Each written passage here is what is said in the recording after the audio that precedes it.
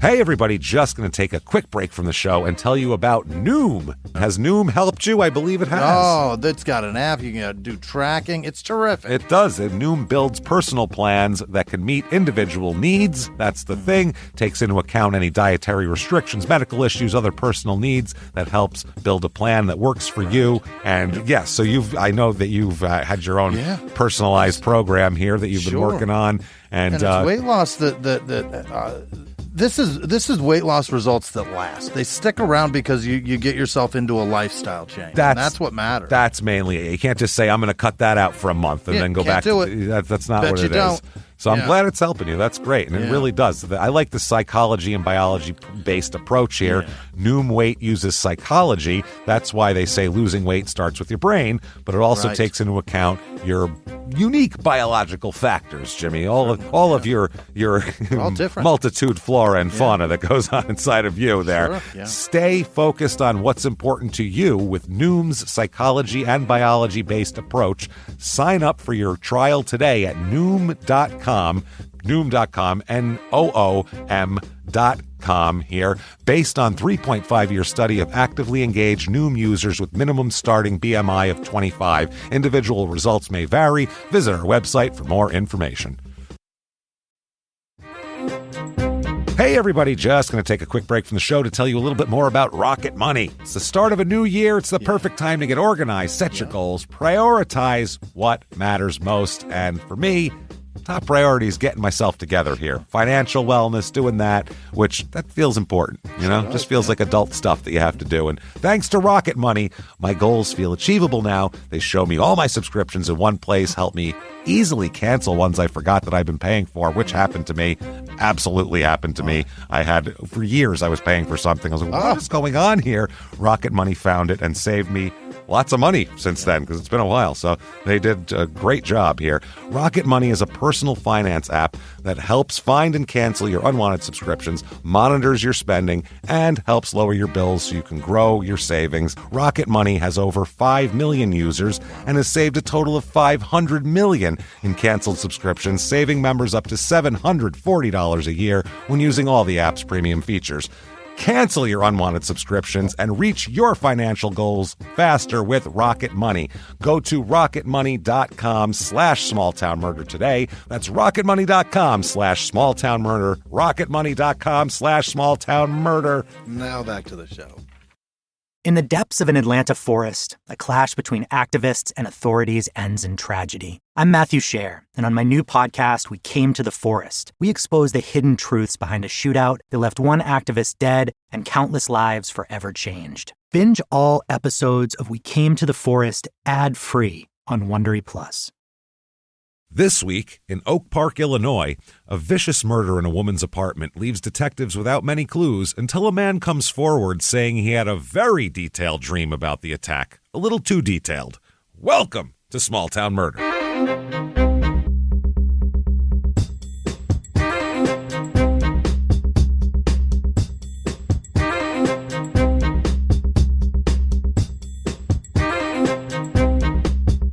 Hello, everybody, and welcome back to Small Town Murder. Yay! Oh, yay indeed, Jimmy. Yay indeed. My name is James Petrogallo. I'm here with my co-host. I'm Jimmy Wissman. Thank you, folks, so much for joining us today on another insane edition of Small Town Murder. And I'll tell you, do it again. It's so wild today. This is crazy. You're going to hear this episode, and the whys are going to take over of why would this person do that? Then why would this happen from? It's just ridiculous. This whole case is crazy. Right. Wild stuff. Before we get to that, definitely head to shutupandgivememurder.com. As you're listening to this right now, if you're not listening the second it comes out on early release, tour dates for 2025 might be out right now, so check them out for sure. Go look. Get in there. And if you're listening early, like right when it comes out on early release, still a few tickets left for Boston. New York is sold out, and Boston's almost there, so should be sold out when you get there. So that is excellent. Thank you guys for doing that. Thank you for a great year of touring and coming out and selling out like every show. Thank you. We just can't tell you how much we appreciate that. Amazing. Shutupandgivememurder.com. Also, listen to Crime and Sports, and also listen to Your Stupid Opinions. Hilarious stuff. Make your Mondays better. Yeah. Do that. And then if that's not enough for you, we have more. Oh, yeah. That's right. Patreon.com/CrimeInSports. Patreon. Patreon.com/CrimeInSports is where you get all the bonus material. Anybody $5 a month or above, you're going to get everything we've ever done bonus-wise. Hundreds of back bonus episodes immediately upon subscription. Right. And then new ones every other week, and they're fun. This week is no exception. What you're going to get this week, you get one Crime and Sports, one Small Town Murder every other week, and you get them all, baby. That's right. For Crime and Sports, we are going to do kind of a part 2 of terrible sports songs. Yeah. Team songs and, football players thinking they're rappers. It's hilarious. Listen to it with us, would you? So good. We're going to play the music and laugh at it and make fun of everybody. So it's good stuff. Then for Small Town Murder, we are going to talk about remote viewing finally. You bet. We'll get into that. You think somebody can concentrate hard enough to see inside a cave 2,000 miles away? Well, they do. The CIA for a long time thought that you could, so we'll talk all about that. It's remote viewings for Small Town Murder. Patreon.com/CrimeInSports, and you get a shout out at the end of the show, of course, because damn it, we want to tell you how much we appreciate you. We love you, God damn it. That said, disclaimer time. Hey, everybody, it's a comedy show. Now we're comedians. We're going to make jokes. Unfortunately, though, the story is completely real. All the stories are as real as they get. Unfortunately, far too real. Nothing is, embellished for comedic effect because we don't have to embellish anything for comedic effect. The stories are insane. So there you go. None of that stuff here. See, what you do, you say, how do you mix true crime and comedy together? Tastefully. That's how you do it. Yeah. That's it. What you do is you never make fun of the victim or the victim's family. Why, James? Because we're assholes. But we're not scumbags. That's how that goes. Go. See? Real easy to do. So if that sounds good to you, you're going to hear just a crazy story. If you think true crime and comedy should never, ever, ever mix, then I don't know what to tell you. Maybe you're in the wrong place. You clicked on a weird thing. Give it a shot, and it might not be as bad as you think. You may not know. Yeah. Hey, guys, Small Town Murder. It's not as bad as you think. That's our new. It's not that bad. It's our new slogan. Yeah. But if you don't, maybe no complaining later. That's said. But for the rest of you who want to hear a crazy story told in a wild way, I think it's time, everybody, to clear the lungs. What do you say here? Arms to the sky. Let's all shout. Shut up and give me murder. Let's do this, everybody. Okay. Let's go on a trip, shall we? We have to. All right. We're going to Illinois this week. Yeah. And normally what we've been doing, and I don't even know if anyone on Earth notices this besides me, but normally we do a regular episode lengthwise, and then 6 months later we do an express of that state is how we do it. But this one, we did a regular Illinois, and now we're going to do another regular Illinois because it's a crazy story, and God damn it, I feel like it, and that's what we're doing. Right. So we're going to give you the best story we can give you, and that's what this is here. This is Oak Park, Illinois, which is a Chicago suburb. Of course. That's what it is. Everything is a Chicago Pretty suburb. much. Everything just north of St. Louis is a Chicago suburb. It's fucking fascinating how big that city, how sprawling that shit is. Yeah, don't tell the people about midway down Illinois and south of there that they're a Chicago suburb, though. They don't like that very much. They think they're Arkansas, which is really weird. No, that works. It's about 20 minutes outside of Chicago, about an hour to Libertyville, Illinois, our last Illinois episode, which was Murder Mansion Mystery, which was a crazy episode. I do remember that. This is in Cook County, just like Chicago, area code 708. And the motto here, this is great stuff, Chicago's fun next door neighbors. Chicago, but if you picture like if these cities are houses, Chicago's got a party going on all the time with like strobe lights in the window and music and a keg coming through the front window. This is where the real fun is, Jay. Yeah, and they're like, we're the fun neighbors. There's like, where you go when you're pissed at your wife. We don't complain when people throw up in our front yard. That's what that Come is. help us change the oil on our Nova. We'll have a beer. Come on over. I'll order pizza if it takes long enough. I make a hell of a nachos. Come on. A little bit of history of this town. Used to be part of Cicero, the town of Cicero. Oh. This town was originally in the 1800s. Okay. The population in this area really boomed in the 1870s with Chicago people resettling in Cicero because Chicago burned down in 1871. Right. Yeah, Great Chicago Fire. As you know, we know most of this country. The Great Fire. The Great Fire. From 1870 to about 1910, 85% of the country burned down, it seems like, Everybody from what was we've just talked about. roasting weenies. Yeah. Holy shit here. Weird history of alcohol prohibition in this town. Which is weird. The Midwest, go on. But not outside of Chicago. Like in Arkansas, there's dry counties. You know what I mean? Yeah, like not. That's second Arkansas rip today. That was what Al Capone was running, though, wasn't it? Yeah, but that was during Prohibition of the entire country, not just here. I mean, I assume he just would have stayed out of Oak Park if he, if you want to run booze. So when the village was incorporated, no alcohol was allowed to be sold within the village limits, and this wasn't relaxed until 1973. God damn. A little late. Yeah, at post-Woodstock, you still couldn't drink. Decades of this. That was when restaurants and hotels were finally allowed to serve alcohol with meals. That's the only time you could get it. You couldn't take it home. No liquor stores. You could have wine with your steak. But you could have a glass of wine with your steak. Yeah. Wow. Then in 2002, they loosened it up a little bit more with select grocery stores receiving governmental permission to sell packaged liquor. This is not 1935. This is ridiculous. Yeah. Get your shit together and sell beer. Fucking Figure weirdos. It out. Good God. Today, beer and wine is easily accessible, and they have a lot of bars and shit like that, too. So they've got with the program. Reviews of this town. Here we go. 4 stars. Oak Park is truly a lovely suburb of Chicago. It only takes 20 minutes to get to the lakefront from downtown. It's a great town with good food, great school system, and this is all caps, amazing library system. Okay. Wow, I've never heard anyone so enthusiastic about a library system before. Booze and books, 20 minutes away from the lake. Not bad. You get food, books, schools. 3 stars. There isn't a lot for people to do except go downtown or to Chicago or smoke weed somewhere. Well, those all sound like fine options. There isn't a lot to do except these 3 things that are great to do. Except for this fun-ass weekend I'm about to describe. Yeah, what the fuck? Go downtown, go out to eat, go to Chicago, which is fun, or just smoke weed somewhere. Again, you just gave, that's like my options this weekend, except without Chicago. Is this the south of the city, or was that what you said? It's west. It's a little west of the city, yeah. All right. 1 star here, finally. Genuinely the worst place I have ever lived. Perfect. The people are inconsiderate to the point that they're sometimes downright creepy. That's inconsiderate and creepy are 2 very different things, by the way. So inconsiderate, they're creepy? They're creepy.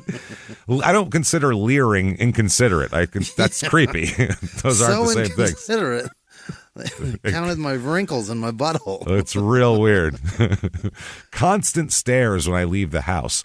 Walking directly behind me about 2 feet or so when no one else is around. They let their dogs run up and jump all over you even though they've never met you. Oh, friendly dogs run up and jump. Oh, you sounds like you're hot as shit. Good for you. I was going to say, people are staring at you, and I would love a place where friendly dogs jump all over you. That sounds like a great town. I'll live there. Place where everybody looks at you and lusts over you, including the dogs. Including the dogs. That's a great place to be. And they say, and then don't say anything to you. Just stare you in the eyes. There's the creepy part. While their dog jumps on you. That's I don't get why. Is it just like she's saying that like many people in the town do this happens like all day. Like it's a thing that just happens in this town. I don't understand. Like this doesn't stop. What a weird fucking thing. I'd certainly tell everybody about it too. Right? This place is crazy. Everybody that meets me, they have a friendly dog and then they stare me in the eyes. It's creepy. I've lived here for over 1 year, sadly, and have not been met with many situations in which people should have apologized, and have been met with many situations in which people should have apologized, and I can't think of a time in which someone said sorry or excuse me. People will actually look at you, then push the door in your face, even though they know you're coming into the facility, store, restaurant, etc. 2 seconds ago, they're staring at you because you're so hot. Now they won't even hold the door open for you. Now what they're happened? Assaulting you with doors. You must have dog shit smeared on you sorry. or something. Jesus Christ. Parking and driving is horrendous. Somehow no one knows how to park, ? Usually taking up an extra spot, even when it's completely unnecessary, and makes parking harder to find. Most people go 10 to 15 mile an hour under the speed limit. I can go on, but I have no more space. Yeah. They gave up. That's all I got. Yeah. This is all very strange complaints that sound like it's about like one guy one time. Yeah. And they've lumped it all into one big complaint. One time a guy went slow in front of me in traffic. Another time someone's dog jumped on me. Yeah. Another time someone pushed a door in my face. Or this happens all day, every day. Or this town has like a weird charter that says you're supposed to be a real fucking weirdo to everybody. One or the other. People in this town, little above what we normally do, but not too far out of whack here. 54,100 at this point. There was a little less when this murder took place here. 53% female, which is wild. 47% male, which is that's usually like a logging town will have 53% male, but in a normal suburb, that's a very strange stat. Median age here is just about 40, which is a couple years older than the regular. People here, it's a family kind of town. 50% married, 40% married with children. It's that kind of town here, and maybe that's married with children. That was a Chicago suburb too. Yeah. Race in this town: 63.9% white, 19.4% black, 4.4% Asian, 7.7% Hispanic. So mixed up there. Yeah. Religion: 60% religious here. God, very religious for a big city suburb. Yeah. Leading the way here by far is Catholic, 38.7% Catholic. As we know, Catholics are the Baptists of the North, as we all know here. The lakes. As of the Midwestern Great Lake region. 1.1% Jewish. Oh, holy shit! We get to sing Hava Nagila, Hava Nagila, Hava Nagila. I don't know the words. Hey. Wow, it's been a while. Unemployment rate here is just about average of the rest of the country. Median household income well above the average. Its really? Average is about $69,000. Here it is $98,081 a year. Doing terrific. Not too shabby. Cost of living, 100 is regular in the whole United States.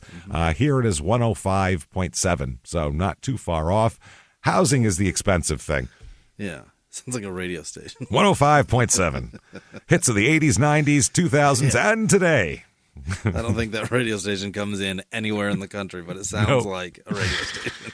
And then they have like a montage of Leonard Skinner with Lady Gaga right after it. And they're like, or a mashup. We play it Leonard all. Gaga. Leonard Gaga. Lady Skinner.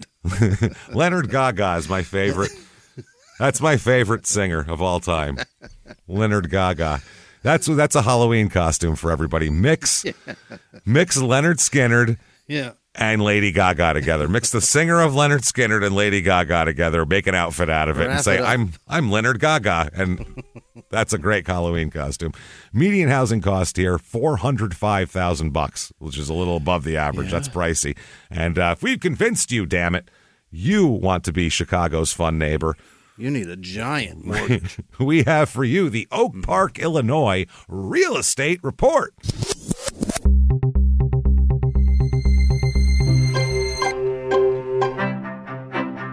The average two-bedroom rental here is $1,510, which is about $300 above the national average. Here is a three-bedroom, two-bath, 964 square foot house. Yeah. 3 bedrooms in less than 1,000 square feet is pushing it, by the way. But it's because they're different floors. It's an old brick building, and basically it's a very weird building. They say it's an all brick single story with an in-law arrangement in the basement. So an apartment in the basement. Okay. Finished basement is what they're saying. Yeah. Main level features 3 bedrooms and a bath. Basement features 2 bedrooms and a bath. So actually there's 5 bedrooms. 5 and 2? Yeah. Needs work. Sold as is. Oh, you give me a warranty on this? Nope, just here it is. We're not fixing shit. You can do an inspection, but we're not fixing anything on it. Are there any houses that are not built sold as is? You know what I mean? Well, a lot of times that means that you can try to ask for credits, or you can ask them to fix shit ahead of time when they do the inspection. This is, you can look and see what's wrong with it, but that's the price, and that's what it is. Don't put a goddamn thing in the contract. We're not fixing anything. We're not fixing shit. Here is a 6-bedroom, 4-bath. This is a cool house. It's an old row house of light-colored stone. It's fucking cool looking. It looks so cool. Built in 1900. If it's in Chicago, those are $3 million. Oh, by easy. Yeah. This, though, 6-bed, 4-bed. I mean, beautiful inside, too. It's got those, like that rounded window room that all those row houses have. Yeah. $675,000. With a bay window. Fucking Not shit. Too shabby. And then here is a 5-bedroom, 5-bath, T-bowl for each and every b-hole. 7,621 square foot. Beautiful house from 1902. It's fucking gorgeous. Awesome. It's so the huge porch that goes all the way around. It's old wooden staircase. I mean, it's been kept up. It's beautiful. Stained glass windows on the stairs. $1,475,000 for that. Is there acreage? No acreage. No, but it's a 7,600 square foot house. That's a lot of. That's almost acreage. You got an acre under roof. Yeah, you got an indoor acre there. Yeah. Things to do in this town. Oh boy, right. Here we go. A day in our village festival. Yeah, there's going to be lots of festivals. Lots of those. Oh yeah, right outside Chicago. This a is day in our life. A day in our village festival. Okay. The 50th A Day in Our Village festival. Oh yeah, that's right. The premier community event serves as an annual celebration of Oak Park's diversity and community involvement, and organizers are busy planning a memorable day worth of this year's half-century milestone, worthy of that. Live music, food, extensive activities for kids, including the return of fun with foam. Okay. I don't know. Is that a sexual thing? Party? I don't know what the hell foam that's about. parties are usually like raves, aren't they? Yeah, that's why it immediately made me think it was like a sexual thing. Maybe an 8-year-old running around shooting another 8-year-old with foam. In their boxer shorts, dancing in foam. I don't need that either. Sucking on a fucking pacifier for some reason. Yeah. At its core, A Day in Our Village has always provided an opportunity to showcase the variety of ways to get involved in community life. Now, what they'll have is, here's the musical acts. This is the 50th anniversary. This is a big deal. This is big. You can imagine the musical acts are... It's got to be enormous. Requisitely huge. Yeah, big stuff. 11 a.m., the first slot. That's when we're going to get this going. That, by the way, is the glory spot in any musical lineup, the 11 a.m. slot. That's what you want. Juliet Trio will play. They play jazz. Then at noon, Tiny Bubbles will play. Right. That's a ukulele player, obviously, a Don Ho knockoff there. He'll be accompanied by the Zen Life hula dancers. Okay. What does that have to do with the Midwest? Nothing. Nothing. 1 p.m., Skyliners will be there. They're a big band sound. Sure. 2 p.m., the announcement of the Davy Awards. Oh, shit. I want to know if I'm getting a Davy this year. Yeah. How often have we been up for a Davy, Jimmy? We're fingers crossed. Who the fuck is Davy? No idea. DAVY Awards. 2:20, Big Suit will be there. They are, and this is very specific, a Talking Heads tribute band. What? That is extremely specific and narrow. How many hits do they have? I mean, a few. I like the Talking Heads and all, but a whole set? For everybody to recognize it all? You recognize 3 songs, probably the whole thing. You know, something from fucking Weird Science. Underground. That's what they'll be doing. I don't know many. I don't think I know many other songs. Yeah, you probably, if you heard them, you know like 3. Yeah. That were like big hits. At best. Yeah, you know like 3, probably. And then finally, 3 p.m., the Chicago Cats. That Big Suit is... The Talking Heads only have 40 minutes, so you know what? Get it in. That's probably all the hits right there. That's what we play. Those 5 radio songs you've heard. And a couple of vague ones that you don't realize are them, but they are. They are, yeah. And then finally at 3 o'clock, closing it out with the 3 o'clock slot is the closer. That's the headliner. That's the headliner. The Chicago Cats with a Z, who are an R&B group. Real Lollapalooza. It's a real... Lollapaloozers. Quite the festival here. Oh. It's an LOL-apalooza. Jesus. But we might get a Davy, though, Jimmy. Because very important. I don't know what the fuck that is. Neither do I. Who knows? But they do have a food court also featuring some exotic foods here. Like Taco Mucho will be there. Real exotic. Exotic. Then, I don't know if you've ever heard of this. I believe it's an Italian place. Domino's Pizza. Have you ever heard of that? It's a Luigi Domino. You know what I mean? It's got a Mario Domino. We bring a He's got lot nice of pizza.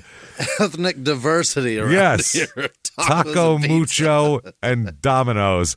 And Taco also Taco Mucho, which sounds like very white tacos. And Many tacos. then they'll have hot dogs, Polish sausage, Sure, burgers, yeah. veggie burgers, Why not? Italian beef, which that when I first heard of that, I was like, I don't know what that is. How did I miss that my whole life? I'm like, oh, because it's Italian dressing seasoning in the Midwest. Yeah, That's why. it's not. Because it's not. Then, of course, there'll be beer, wine, ice cream, all that bullshit. Anyway, crime rate in this town, what we're interested in, property crime is slightly above the average, actually. It's Really? Yeah. These people are pissed. They are upset about the Talking Heads tribute band. You played that one already, and they start throwing shit. This is our 50th anniversary Fuck. that you brought us. That's the best they could get, by the way, for the 50th anniversary. Jesus. And then violent crime, murder, rape, robbery, and, of course, assault. The Mount Rushmore of crime is about 1/3 under the national average. So a little less violent crime, but a good amount of property crime, enough to make up for it. So that said, let us talk about one of the craziest fucking things I've ever heard about. This is a wild tale here. Right. All right.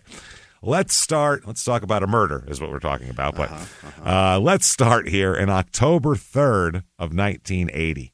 Okay. So 1980 we are here with shaggy hair.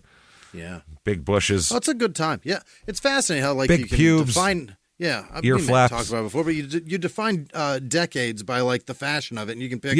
70s was different from the 80s, but that like carries over. Oh yeah, like big 79 to like 84. Yeah, it's like 83 is where people started chopping the hair that went over their ears off. Yeah. That was the ear flap, like bowl cut hair. They started getting away from that and going with shorter hair and different. No more like fucking bell bottoms or any, like those big weird pants. Not the bell bottoms. 99 those late 70s pants. Feels like forever ago, and then I think about like the generation or the decade next was obviously 2000s, and when you see footage of 9/11, you're like, oh Christ, we dressed like that in 2001. Yeah, we dressed well. You know what? We continued that. I honestly see that, and I'm like, well, that's much better than now. It's not that bad. Look outside and go, people dress like that? Now?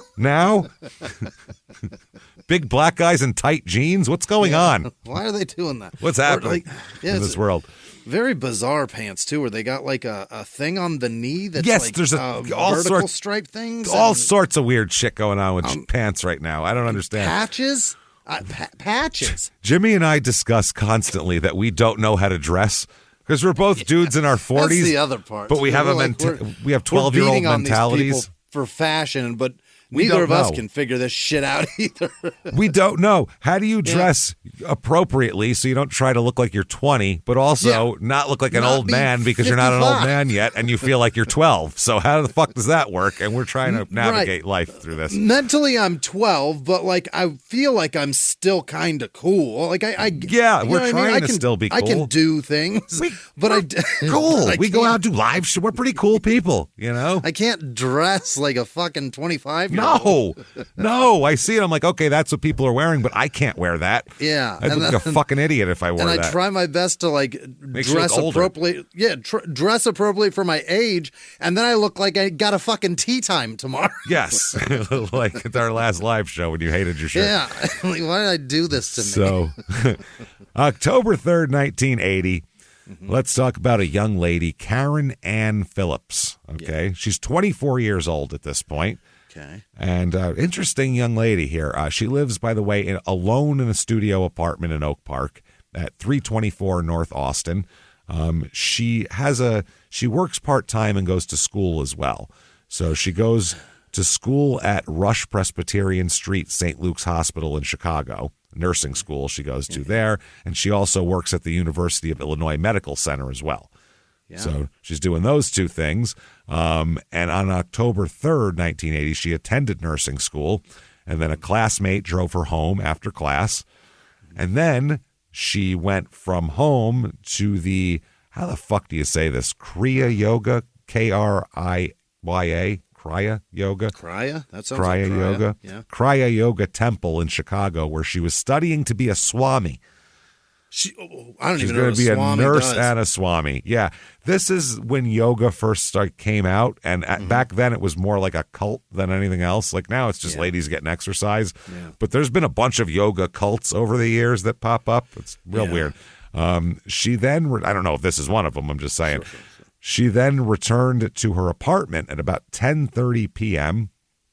And then her friend Helen called her to arrange a shopping trip for the next day. Sick.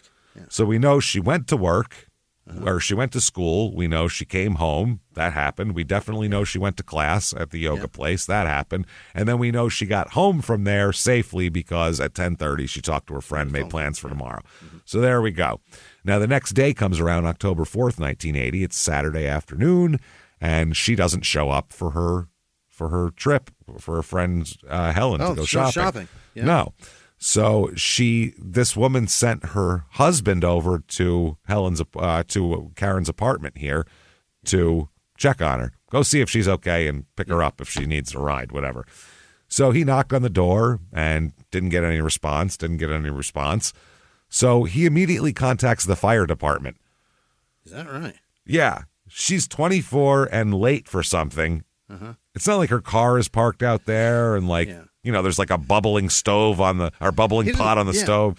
He doesn't even have a person. He's looking for paramedics. Yeah, he knocked on the door and he's like, she's not answering. I'll call the fire department, which is a very strange reaction. Yeah. I just go, I don't know. She's not home. Maybe she who knows? She's 24. She could have met a guy. Who knows? I need guys with IV bags, the jaws of life. Bring it all. Bring the Dalmatian. I need everything. Whatever you got. First aid. Let's Helmets. go. I don't give a shit. Whatever you got going over there. Hey, everybody, just going to take a quick break from the show to tell you about the safest sponsor ever, Simply Safe. Absolutely. These people will keep you safe. It's amazing. You know that every 26 seconds a burglary takes place in the United States, according to the FBI. That means that by the time this podcast is over, dozens and dozens of homes will have been targeted, ransacked. God knows what happens here. So protect your home before it's too late with Simply Safe proactive security system. Simply Safe helps stop threats before they even have a chance to break in. Named Best Home Security System by U.S. News and World Report 5 years in a row. And by us for about the last 8 years as well. If you trust us, believe me, you want Simply Safe. So visit simplysafe.com/small to claim 50% off a new system with professional monitoring plan and your first month free. That's simplysafe.com/small. There's no safe like Simply Safe. Now back to the show. This show, Small Town Murder, is brought to you by BetterHelp.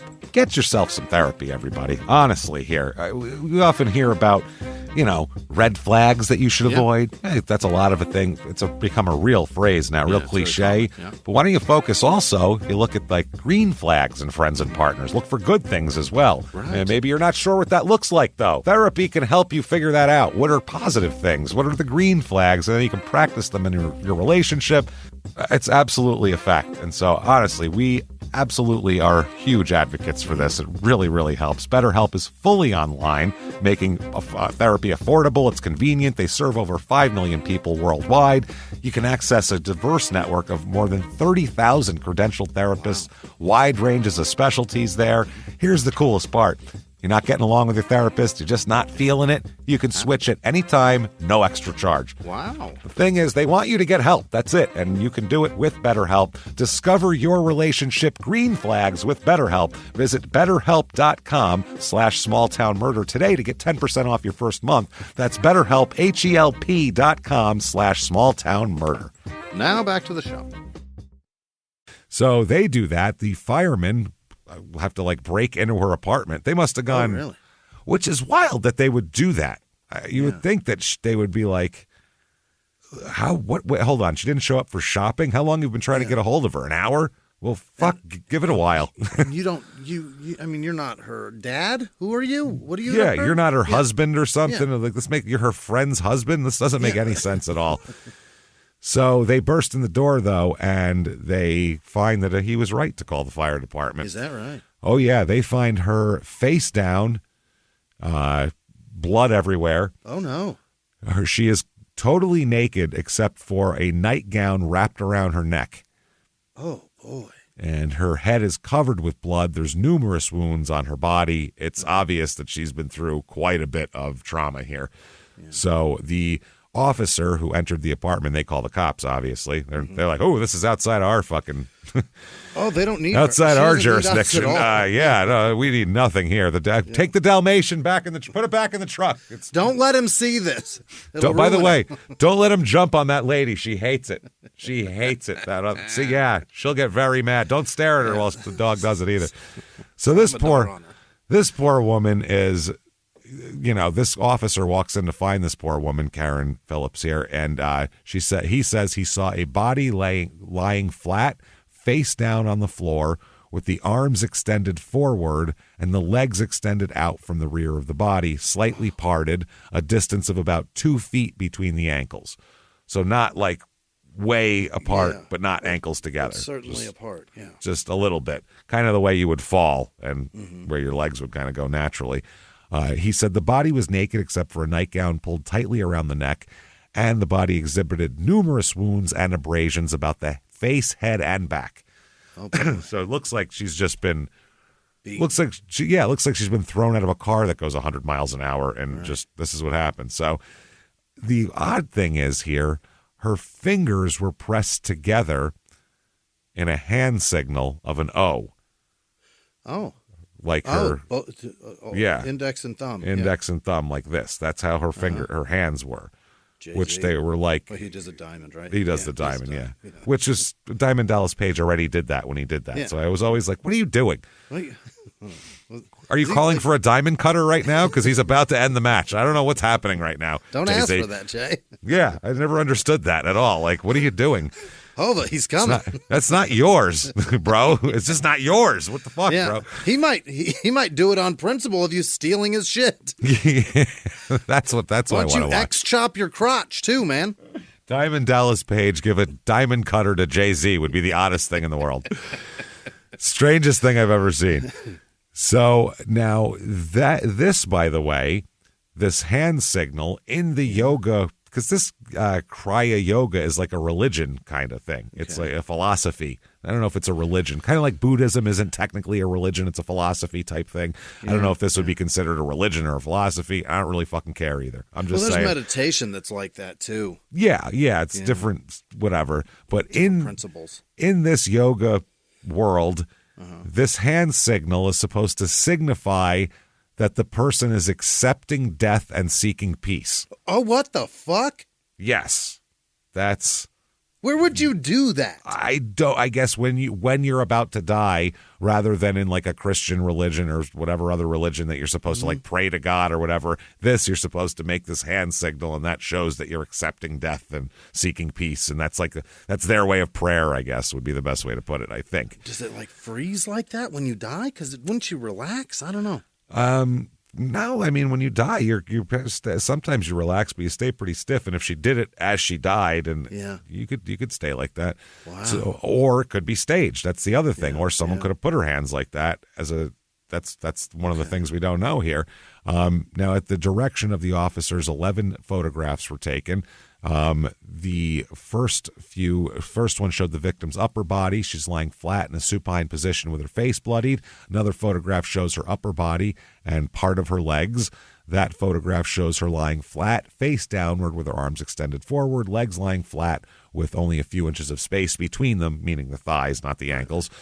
5 of the photographs show the victim lying flat, face downward, arms extended forward, legs lying flat, slightly parted and extended out from the rear of her body, and 2 feet between the ankles. 3 of the photographs show the victim's upper body lying flat, downward, arms extended. So it's just different angles, basically.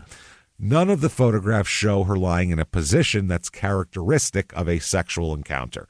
Okay. She wasn't staged with her legs apart or anything like that. Or it's not a rape, like... And left is on display. Well, we'll find out here, because but it wasn't left on display, because some people will stage the crime like that. Yeah, that's not what happened here. So near where she died was a 2-tiered end table used as an altar for her yoga stuff. It held a candle, several religious type pictures, 2 incense burners, all up there on her thing. She's right by there. Okay. Now, we don't know if she went over there to get closer to it and make the hand signal, or if this is all on purpose or all staged this way. Okay. Who knows? So, in addition, they find hairs in the apartment which do not belong to her in her hand. Oh. That's something, I would say. Yeah. And also in her hand, pubic region, and on the carpet and bed sheet as well. The hairs. Hairs that don't belong to her, yeah. The hair strands, blood samples, vaginal, rectal, and oral swabs are taken from the body. There is no evidence of forcible entry into the apartment either. Okay. Whoever came in, she let them in. Now, of all the evidence is obtained, they send it off to the crime lab. Later, autopsy revealed that the cause of death was a combination of beating and strangulation. Good Christ. Okay. And a vaginal smear reveals the presence of seminal material as well. Yeah. So there was sexual activity. There's a rape involved here. Absolutely. So, yes, so that's what we got. Now, outside, in some bushes outside the apartment, they find a tire iron encrusted with hair and blood. I wonder if that's connected. Huh. You think that might be? Wow. Perhaps that's related. You can go, I know where the blunt force wounds came from, probably. Yeah. That we got. Now, yeah, the O fingers is interesting here. Apparently a friend, Helen, the friend that was expecting her to go shopping, she told the cops that the O hand signals as amudras, O-M-M-U-D-R-A-S, amudras, symbols used in the particular Hindu denomination to which both Helen, this woman, and Karen belonged, which is all part of the yoga thing there. Now, Karen is a Swami at the yoga temple, and she explained that hand signal signifies the search for peace and the passive acceptance of death. Okay. So, yeah, that's what we got going acceptance. On. Okay. She knows it's coming, can't do anything about it. I'm fine with it. But if I don't understand how you're being beaten and strangled, and you just make a hand signal rather than try to fight off your attacker. Like that doesn't, and because she had handfuls of hair too, which doesn't make sense that she would be fighting, and then it's just odd. Just accept it. Yeah. It seems staged to me.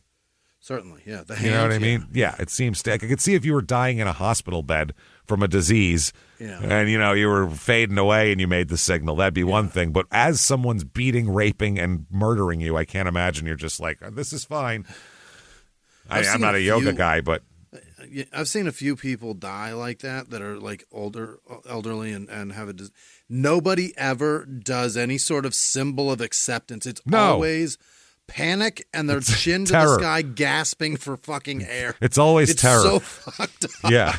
It's never good. No.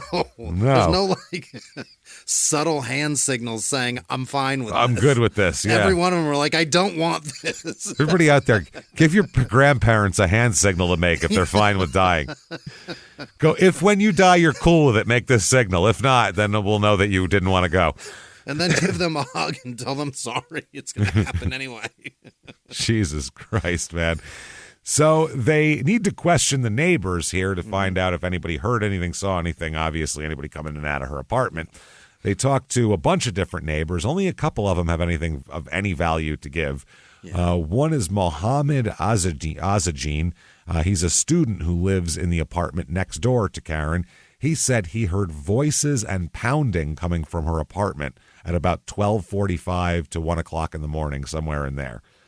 That morning. You don't disturb that. No. You go, I don't know what's going on over there.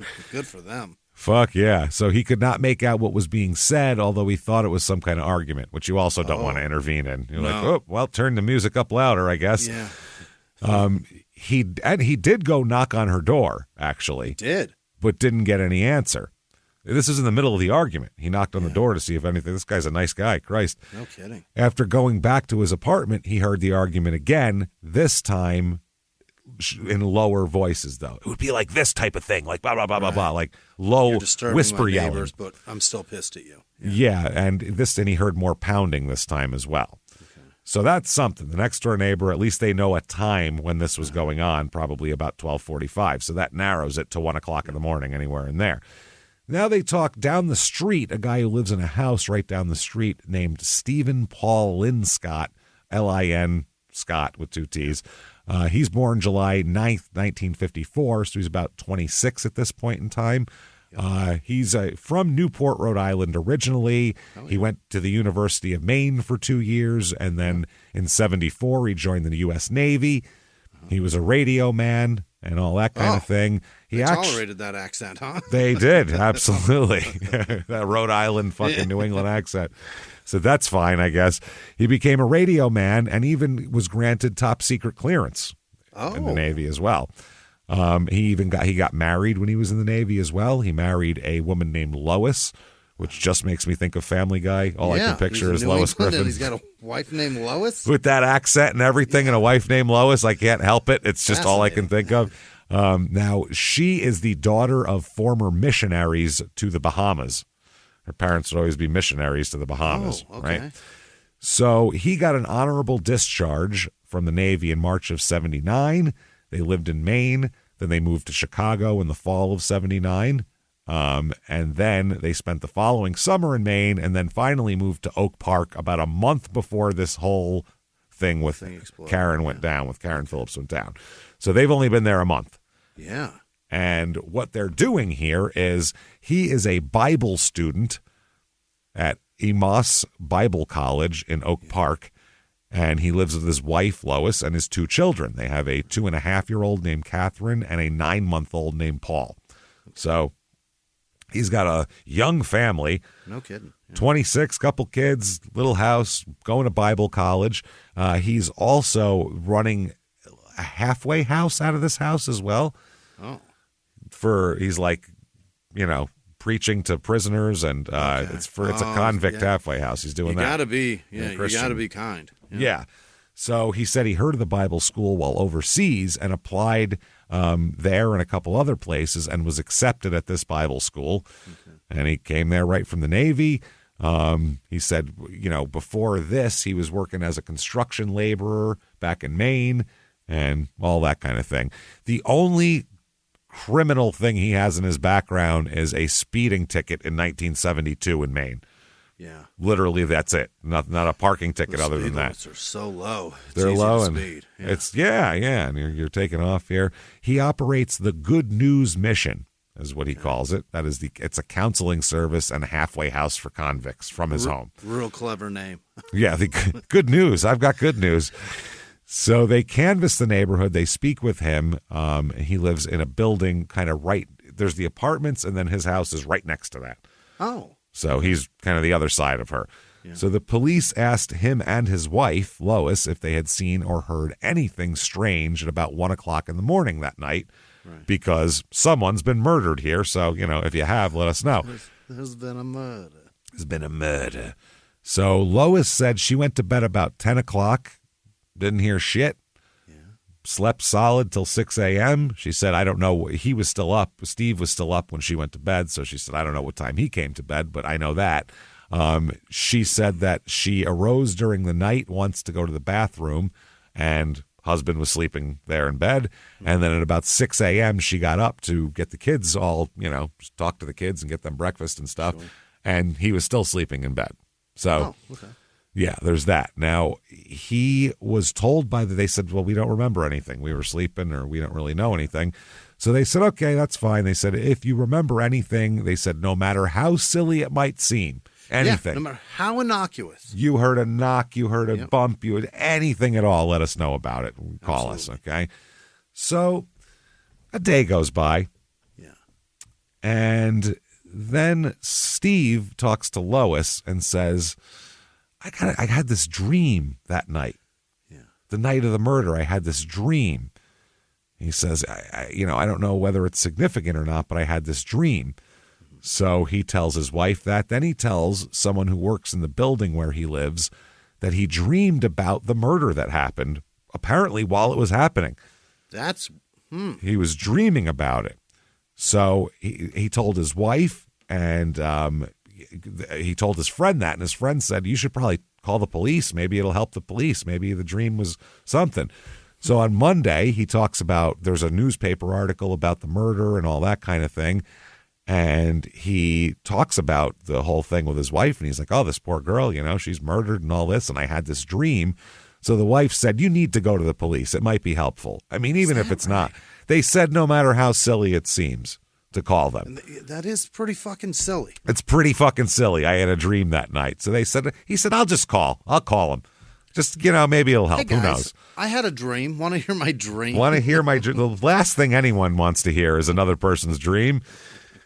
But I guess they did say no matter how silly, so they got to be expecting some calls here. Those are your here. personal movies with no ticket bought. That's just for you. And no plot and no acts and it's just a weird mashed together thing. And if you're quitting smoking and you did it with a patch on your arm, forget it. That's a fucked up dream. You're going to have fucked up dreams and like lions are chasing you. It's going to be great. Lions with red eyes.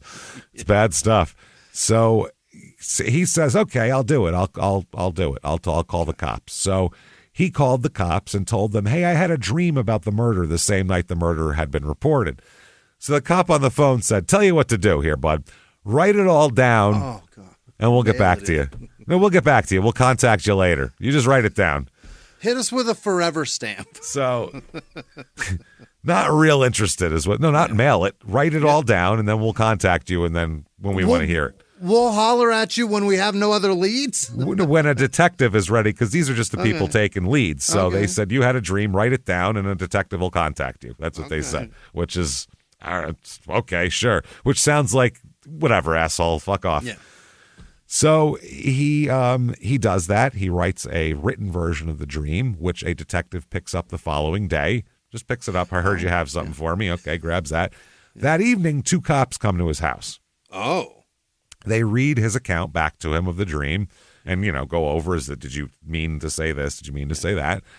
And one of the police officers asked, why didn't you describe the murder weapon in here? And I'll give you a detailed dream because I have transcripts of shit. So I'll tell you exactly what his dream was. Awesome. We said, how come you didn't describe the murder weapon? Mm-hmm. And he said that, well, in the phone call conversation that I had with the other police officer that I called, I told them what it was. I don't know why I didn't write it down, but he said he thought the murder weapon was a blunt object that looked to him like a tire iron. Oh. So now they're interested when he says that. That's far too specific. Yeah. That's very specific. I mean, how many blunt objects are there to beat someone with, especially in a house, a tire iron, in an apartment, not even in a garage? Yeah. And he happened to pick the one that they found in the bushes. That's unbelievable. Covered in blood and hair. Sir, buy a lotto ticket. That's you are really on the great. money, my friend. Yeah. Do you dream of numbers, my friend? So later on, he said that he didn't refer to the murder weapon as a tire iron, and he told the police officer that he hadn't described the murder weapon as a tire iron in his written account because he was uncertain what the object was in his dream. But he did tell the other cop that it looked like a tire iron. Okay. So October the 8th is when he comes to the police station. Get on down here. We need to let's sit down. Now. Yeah. So they bring him in, and it's 2 officers there with him.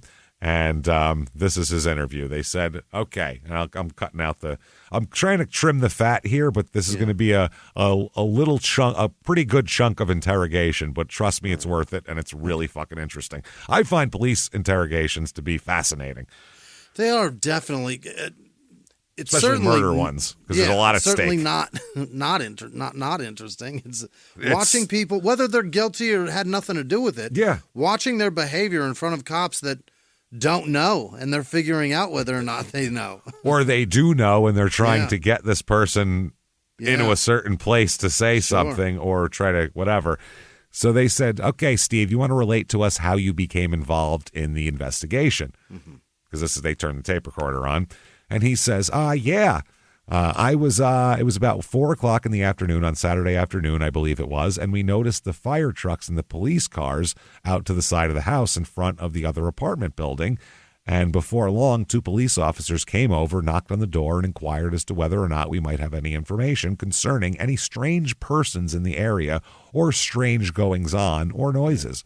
And I responded that I had been occupied all afternoon in our apartment and that I hadn't heard anything.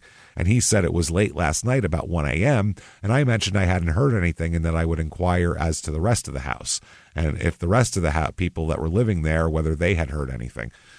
By the way, this is a house with convicts in it. Yeah. With a, you know what I mean? P.S. halfway. Yeah. These guys just got out. He said, and they all came up. They all came up in the negative, is what he said. What does that mean? Meaning nobody had heard anything. Okay. It was at that point when nobody had HIV. They were all clear. It was tests came back positive. What's going on? It was real pissed off. And he's negative for hepatitis. Good.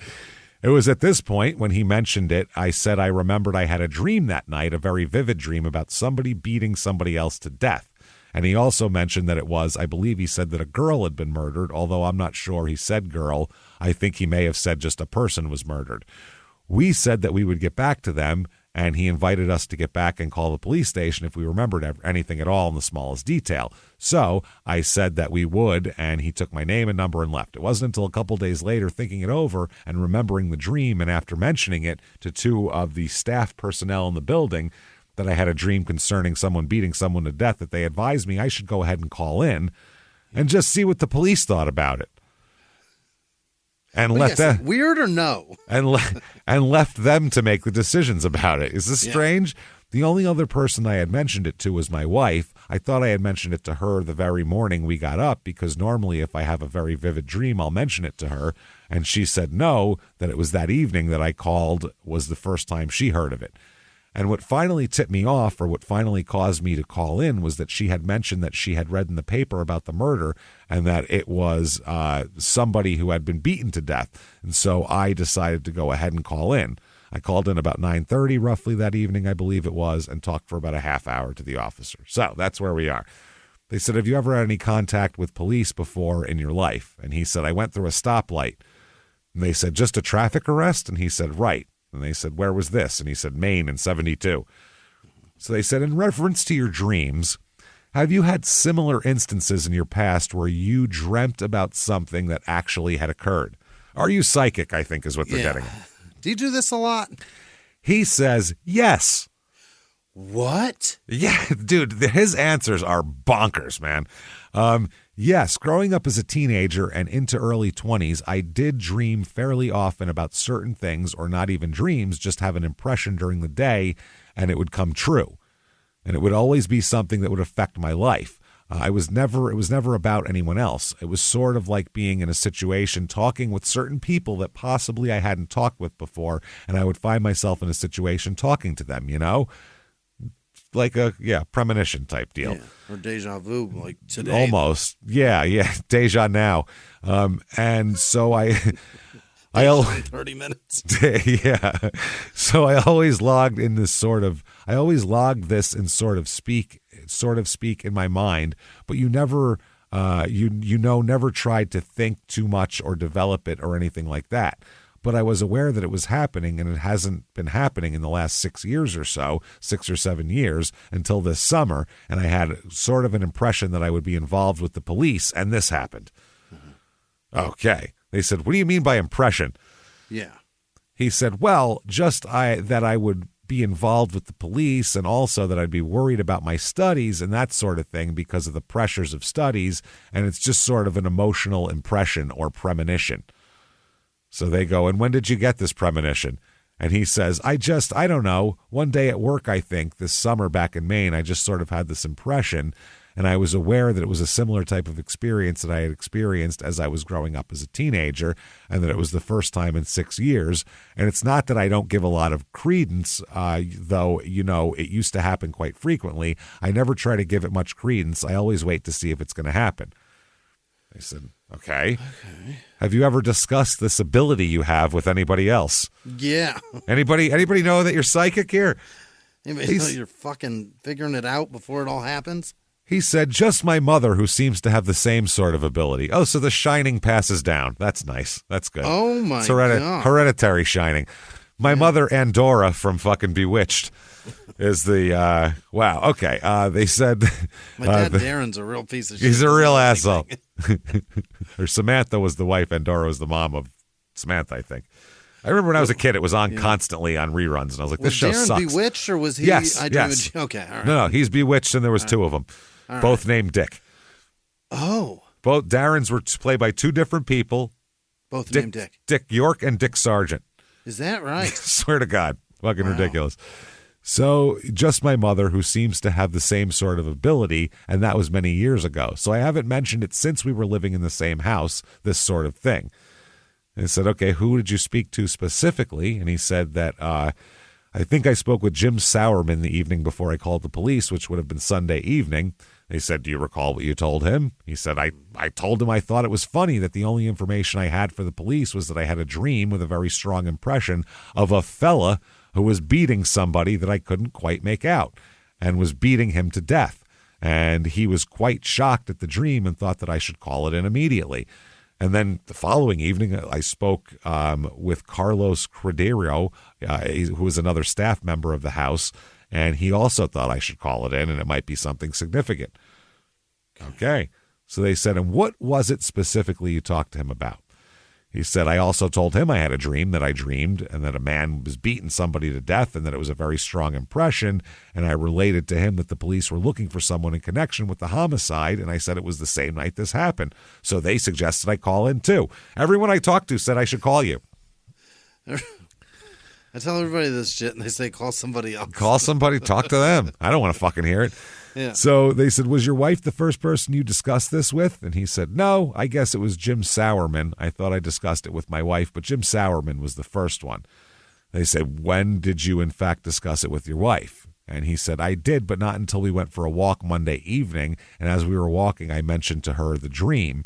And she related to me, actually, I think she related to me first that the newspaper mentioned that the woman who was killed was beaten to death. And then I told her about the dream, and I told her that I had a dream the same night where a man was beating someone to death, and it was a very strong impression. They go, why don't you give me a little background up to the time that you had the dream? Maybe you were, we'll find this out. Who knows? Maybe you were blackout drunk and you were doing this. So they said, you had the dream at about what time? He said, now you never know what time you have a dream. It's a great point. What time does that I don't fucking know. Sometime between 10 and 6, I believe, probably. I fell asleep at this time. I woke up at this time. That's what time it was. Any time in there. He said, I believe it was between 1 and 3 in the morning. How do you believe How would that? You know? How would you know you had the dream at the exact time the murder was going on? Yeah. And I believe I woke up at 2. I think I looked at my watch and it was 2 in the morning the first time that I woke up. So you think? You think. You go to sleep, you wake up, and you look at the clock. You know what fucking time you woke up. You know what time you woke up. I mean, sometimes you don't remember waking up and looking at the clock, maybe. Really? But yeah, you'll wake up sometimes because there's times when, you can wake up in the middle of the night and not remember it. Because there's nights where I'm like, did I pee last night in the middle of the night? Did I get up to take a piss or not? And I don't remember. Yeah. Is that not right? sure. I'm like, I'm not sure if that was last night or the night before. Yeah. Wow. I get all mixed up when I'm sleeping. I've never gotten up in the middle of the night to pee. To pee in the middle of the night? Never. Really? Never. Yeah. Like I hear about that about old men, like they do it like 3-4 times in their sleep, and not calling you an old man. No. You know. I'm like, really? Is that right? I chug like an entire bottle of water before I go to sleep. I'm drinking so much water, so I always do that. And I'm like, why'd I do that? And then I'm gonna have to piss now for sure. I know. I'm like, I got like 5 hours, and I'm gonna have to piss. I just drank 16 ounces of water. That's how you do it on the road, right? You chug and then go to sleep so that you make sure that you have to wake up. When I can only sleep like 2.5 hours before a flight, yes, I'll drink like an entire bottle of water. I'll be like, I'll be up in 2 hours, no problem. Hey everybody, just going to take a quick break from the show to tell you a little bit more about our stylish friends at Quince. That's right, let's go elevate your styles, people. Yeah. Get it going, look good out there, and you can do it now without breaking your wallet, without breaking the bank, because at Quince, you can get high-end, versatile pieces at prices we can all actually afford, which is very nice. You want to get good stuff that lasts and it's good, and they have quality stuff that's very affordable, and you can do like we did, upgrading our stuff here, while still being a very reasonable price. Quince only works with factories that use safe, ethical, responsible manufacturing practices, along with premium fabrics and finishes. It's all quality stuff. You're going to love it. Trust us, it looks good. And I've got the leather jacket. It's a very high-quality item. Real nice, soft leather. Yeah. Jimmy's got his linen pants he's rocking. Yeah. They're terrific. Come on, be like us, be fashionable, get in there with Quince, indulge in affordable luxury. Go to quince.com/smalltownmurder for free shipping on your order and 365-day returns. That's QUINCE.com/smalltownmurder to get free shipping and 365-day returns. Quince.com/smalltownmurder. Now back to the show. Hey, everybody, just going to take a quick break from the show to tell you a little bit about a very cool place, Thrive Market. Yes, we are both looking to get into the healthy swing this year. The problem is I don't know what's in everything, and I don't know if even I'm qualified to even read the labels to know if that's good or that's bad. Right. There's chemicals in things, and there's things floating around. I don't know what I'm doing out there. One of my favorite features, and I know you were talking to me about this, is the Healthy Swap Scanner in the Thrive Market app. Yeah, it's simple. You scan any item, and it'll instantly suggest a cleaner, healthier grocery alternative, which is it's great. Amazing. Yeah. That's great. Thrive Market also takes the guesswork out of finding these safe, healthy foods. For example, like I'm trying to get my protein intake up for energy. I'm always moving around. I need stuff. And I love that you can filter their site by the high protein options. Nice. It's very cool. And you can personalize this portion and you can put filters on it. And get ready. You should be ready for a junk-free start to 2025. Get ready for it and head to thrivemarket.com/smalltownmurder and get 30% off your first order plus a free $60 gift. That's THRIVE market.com/smalltownmurder, thrivemarket.com/smalltownmurder. Now back to the show. Experience furniture shopping the way it's meant to be at Mathis Home, your ultimate furniture superstore. From sofas to dining sets, from modern to classic styles, they have everything you're searching for. With over 230,000 items to choose from, you're sure to find exactly what you're looking for at a price you'll love. Plus, everything is in stock and ready for fast, free delivery right to your door. So you don't have to wait. And if you're looking to really transform your space, take advantage of our complimentary interior design services. Our expert designers are ready to help with any project, whether big or small. And right now, check out the Lazy Boy BOGO event at Mathis Home, happening now through March 1st, 2025. Buy one Lazy Boy recliner and get another one absolutely free. Don't miss this limited time offer. Only at Mathis Home, your ultimate furniture superstore. It's an old fucking That's clever. Like an old Native American war trick that they used to do to attack so they a don't village. stay in one spot too long. No, it's so you can get up at 4 a.m. to attack a village. Everybody Really? would drink like 2 big glasses of water before they go to bed. Yeah, it's a thing. I learned that from Bart Simpson when I was Is that right? 14. So they said, which morning would that be? He said that would be the evening of maybe Saturday morning. He said, I think it was a short time later. I mentioned before that the dream is in 2 stages. Okay. This is the other thing. He had a dream and he said he woke up, looked at his watch, went back to sleep, and the dream continued on like it was just a movie on pause. Good for you. That's amazing. We all do that. We're like, come on, get back in that dream. It never happens. No. So he said the dream was in 2 stages, and the second stage was after I fell asleep after waking up for the first time for 5 or 10 minutes. And then I woke up again after that, and I heard a noise, so I walked into my living room, and I walked around for a few minutes and trying to shake off the effects of the dream and get some more sleep. And they go, let's back up from that point. Let's back it up a little bit here. And he said, okay. He's so like, all right, I'm willing to. They said Friday. What'd you do Friday? Let's go from there. He said, okay, my memory is usually terrible on days, but let's see, Friday, I was in school until 12:30.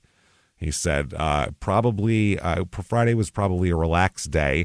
I think that I worked around the place. I'm trying to think of what kind of work I did, but I believe I worked on my car a little bit and just did some general things and also did some studying in the afternoon, and the evening, I can't remember too much about the evening at all. They said, do you remember who you were with? And he said, let's see, my memory's very terrible when it comes to days for some reason. Okay. But I remember every detail of a dream days later, though. Right. Which I don't remember a dream. I'll remember it right when I wake up, and then an hour later, I'm like, what the fuck happened again? And if I want any of it to stick, I got to write it down. Yeah, otherwise, who the hell knows? So he says, but I'll check back and try to find out if we were with anybody. They said, you were at home with your family or by yourself? They're getting frustrated now. What the fuck? Who's we? Yeah. Who's we? He said, yes, right. Normally we'd be at home unless somebody was over or something like that. They're like, great. That's all we were trying to figure out here. Were you out or home? Right. What time did you go to bed? He said, we went to bed about 10:30 or 11. No, his wife went to bed at 10. Right. He went to bed later. So the we thing right away, I'm like, nope, you didn't go to bed at the same time. And I remember we spent most of the evening just sort of chit-chatting with the guys and talking with some of the guys at the residence in the house and that sort of thing. You know, eating a little food together, that sort of thing. And then we went up around 10:30, and I think we were asleep by 11 or so.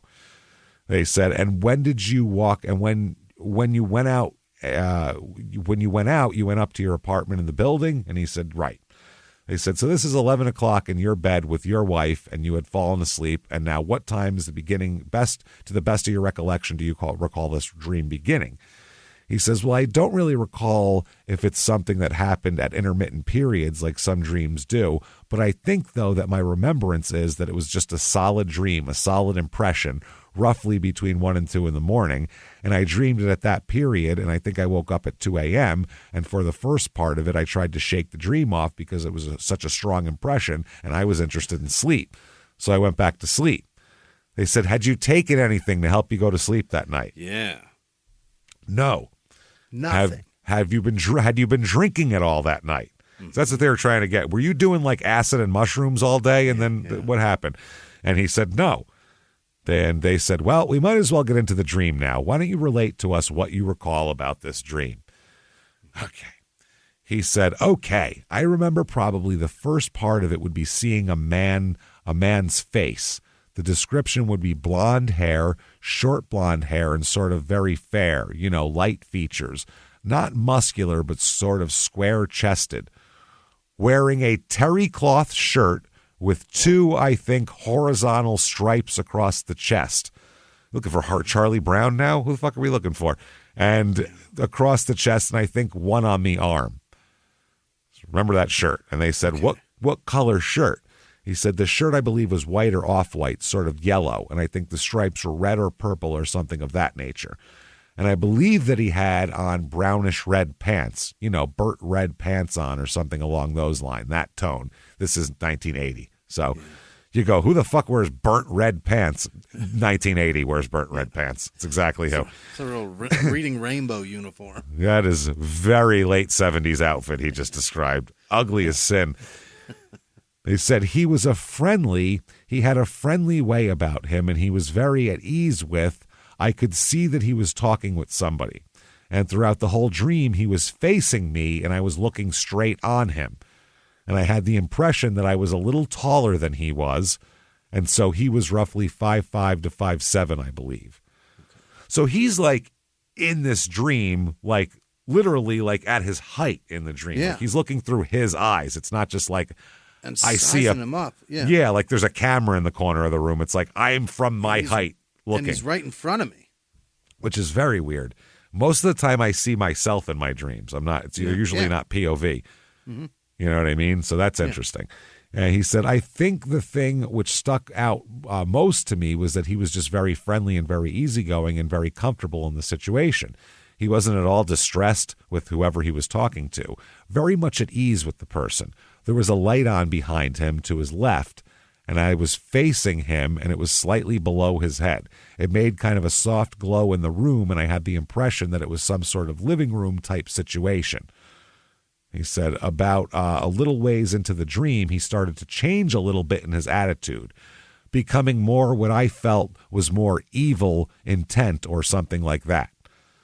Also, he produced an object. I think he got it from behind his back, and he was showing it to whoever he was talking to. And the impression that I got was that he was talking to a girl rather than a guy. And during this time, just because of the change in his face, he was showing this object to her and starting to smile a little bit, that I had some sort of impression that, this is something which is not at all that healthy.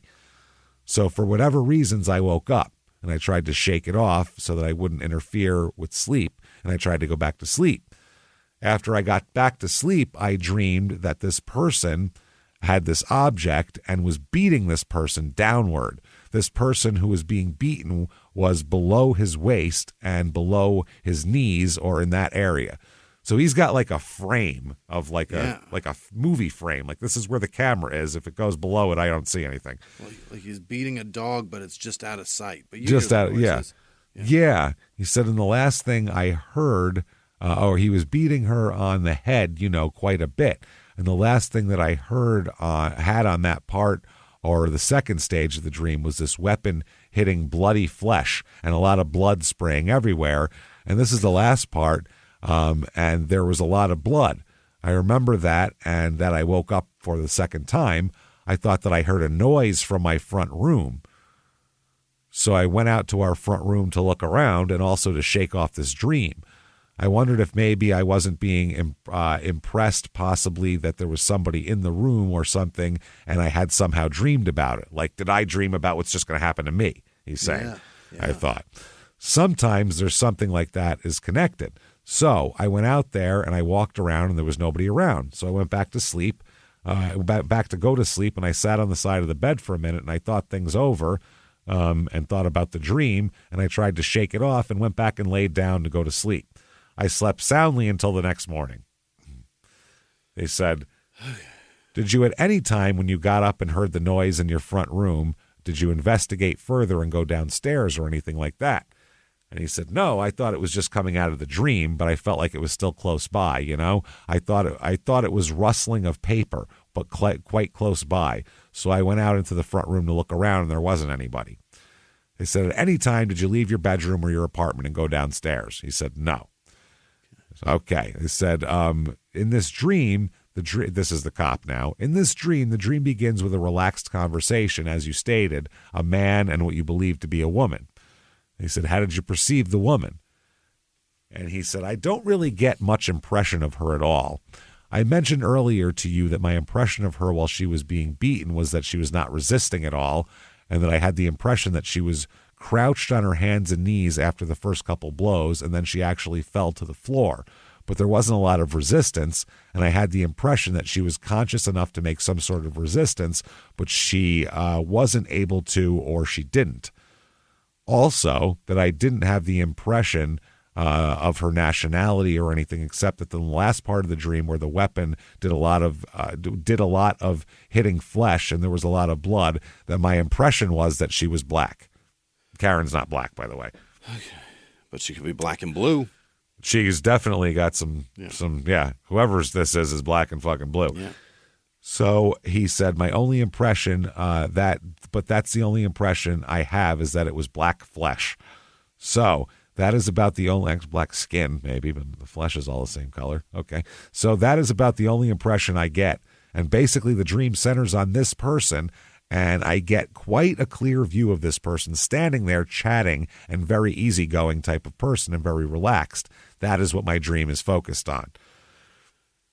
They said, do you recall in the dream what the lady might have been wearing? And he said, no, I can't. Do you recall in your dream, apparently, this easygoing, relaxed man entered the lady's apartment some way? Do you recall how that was? And he said, no, I don't, but I thought the door was behind him, behind his back, and not too far away, like he just had entered the room. They said, not too far away? He said, not too far away, maybe 6 or 7 feet, something like that. But I'm not real sure because I had the impression that he walked into her place, possibly on her invitation or something like that. I wasn't too sure, but I remember the first greeting was not strange at all. It was very easygoing, and as friends are, glad you're here, glad you're here, back and forth. Yeah. He said, was there a knock at the door? They asked Steve here. Steve said, I don't get any impression there at all. The first impression that I have is that the person is not quite standing or maybe taking 1 or 2 steps into the room, and that's it. Coming in through the door or a knock or anything preceding that I don't have any impression at all of from my dream. They said, but you have some feeling that he was invited in by her. Okay. And he said, well, I would just say by the impressions of the dream that the person was relaxed and that sort of thing. It didn't seem like any late night encounter which would cause any sort of suspicion at all. Mm-hmm. And that the person entering the room, he didn't try to make any explanations or anything like that. Just very easygoing and making conversation immediately. They said, okay, so there was a relaxed atmosphere in the first stage of your dream between the man and the woman. And he said, right. said, do you recall any conversation between them? And he said, no. They said, can you recall if it was cold in there or was it warm? Was there any reason for anybody, anybody was dressed in any particular form? Okay. Meaning if someone had a park on or someone had shorts on, I guess. He said, well, he was dressed in a short-sleeved terry cloth shirt, and I don't know what the temperature was that night, but no, I don't know really. I would just assume that it was cool unless people would turn their heat down. They said, most people would what? And he said, most people would turn their heat down in the evening to save fuel, but I don't really know, not for my dream at all. Okay? They said in the evening, if the heat was turned down and it was cool, how would they stay warm? And he said, blankets. Okay. They said, in your dream, this conversation lasted how long? He said, I don't really know. I get an impression from the dream that it would be 20 minutes or so, but I don't really know. He said, is that all you see in the dream conversation? And he said, yeah, they're just chatting very amicably. He doesn't smile probably until he produces the object from behind his back, and then he smiles at her.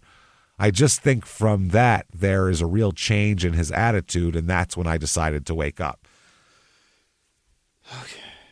Man. The word impression that he says so much. I get the impression. And they're going to pick up on that too and start talking about that. Yeah, the cops are going to start asking him. They're going to adopt his language and start saying, you keep saying impression. Let's talk about that. Let's explore that. Let's explore impressions. They said, what was the focus of producing this weapon? Was he upset over something? And Steve said, no, he's very easygoing. I remember that he held it up to her like this and held it up to her about shoulder high to himself. And they said, in his right hand. And Steve said, yeah, in his right hand. He just held it up and sort of holding it out in front of him a little bit for her to see. And he was smiling and made a few comments and smiled possibly at her reaction, I believe. And they say, do you recall what this conversation was? And he said, no, I can't read lips to distinguish, but you can tell sometimes what people are saying by looking at their mouths. But I couldn't see that well his features, just his general shape, a few details where he was, and showed his face. And they said, where did he produce this weapon? And he said, I'm not sure, but in my dreams, as dreams went on, he was possibly picking it up with his hand.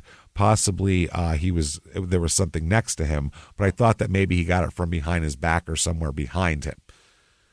They said, can you recall what the instrument was? Right. He says, okay, this is the hardest part. For some reason, he held it right up in plain view, but I think it was rounded on one end and sort of a metallic dark type instrument. You know, a tire iron. Name a dark metallic instrument that's rounded on one end. Yeah. I mean, Jesus Christ. With about a 1-inch lug nut. Yeah. What is tire iron? So, yeah, that's what he said. So they said, no, maybe real machined, roughish. It wasn't too heavy for him to handle. He handled it pretty easily. It was blunt and rather thick and tapered down toward one end and rounded on one side. Yeah. Rounded on one end and sort of tapered down, but not to a point or anything like that. But I really don't have any idea what it was. It was some sort of weight or counterbalance, like in a clock, a grandfather clock. Pendulum, yeah. Yeah, something like that. So they said, now you said you were startled over the attitude change in this man. You don't know what brought on the change? And he said, no, there seemed to be, of course I could tell they were talking, but it seems to me something from the inside of him. You know, it wasn't their conversation that produced it because it was rather sudden and it was something that he seemed to enjoy. And they said, what did he enjoy? And he said, well, he seemed to be quite in control of himself as his attitude changed, and he was quite confident in the situation. Not that he was threatened, that would cause anger or cause any earlier sort of emotions, but just that it came from him. Basically, he started to change his attitude or that sort of thing. He's basically describing when Ted Bundy kidnaps a woman. He's all nice and smiling, and then he gets her in the car and fucking hits her with a tire iron. So they said, at this point, you awoke? And he said, right. He said, what'd you do? He said he laid in the bed, thought about the dream, and then tried to go back to sleep and not dream it, just to sleep. And then the second stage began. And they said, how did that begin? He said, I'm not real sure of the beginning. I know that a couple of times the same picture of him holding up a weapon and smiling flashed in and out as he was beating her. This was sort of like a flashback, remembering before, but I think it began. See, that sort of confuses the transition a little bit for me, just where it began at. But I think it began where he was just beating her, and he began to beat her and just started hitting her. Boy, oh boy.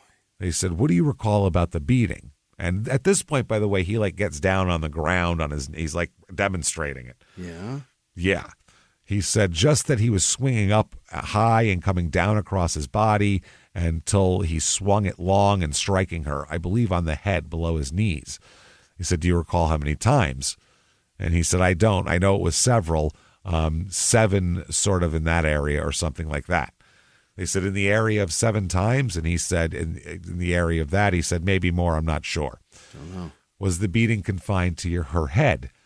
And he said, I dreamt that he was beating sort of maybe centering on the head at first, but maybe just at random possibly he was hitting, possibly spreading it around rather than beating around her upper body, shoulders and head. I think these were 2 repeated in the same places.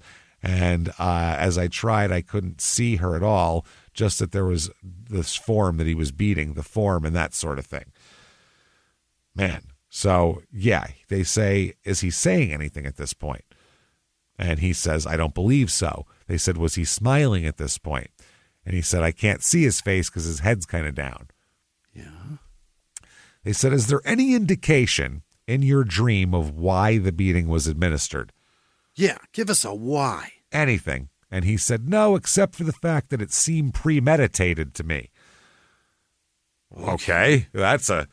Wow. That's a fascinating word you just used. That's what I mean. He just really went hard at it. I guess if he came over smiling and had a tire iron behind his back that he beat her to death. It's hard to say it wasn't. Yeah. Because of the emotions of and the attitude change and seemed to originate with himself. It doesn't seem to have been solicited at all. So it wasn't like they had a conversation. He didn't like where it went and his attitude changed. He just seemed to be like, and now I got you where I want you type of deal. Mm-hmm. He said, do you know anything at all, or did you get any impression from your dream as to what kind of background she had? Now, again, now they're using impression. Yeah. That's what he uses. He said, no, I didn't, but I just thought she was not a crude person, but just kind of maybe somewhat educated, somewhat intelligent, at least high school and beyond a little bit. They said, do you have any feelings at all toward this lady? And he said, no. Did he or did I? Whoa. See, he caught them doing that. Yeah. And they said, in your dream. Mm-hmm. In your dream, you're a dream person that's watching this. Do you feel anything? And he said, doesn't seem to give me an impression. It seems to be sort of a late night chat with him. She didn't seem to have any problems with him being there, and he didn't have any problems with himself being there and speaking with her. And they had something to talk about, and it wasn't anything that was very confrontational in nature. During the beating, was she conscious?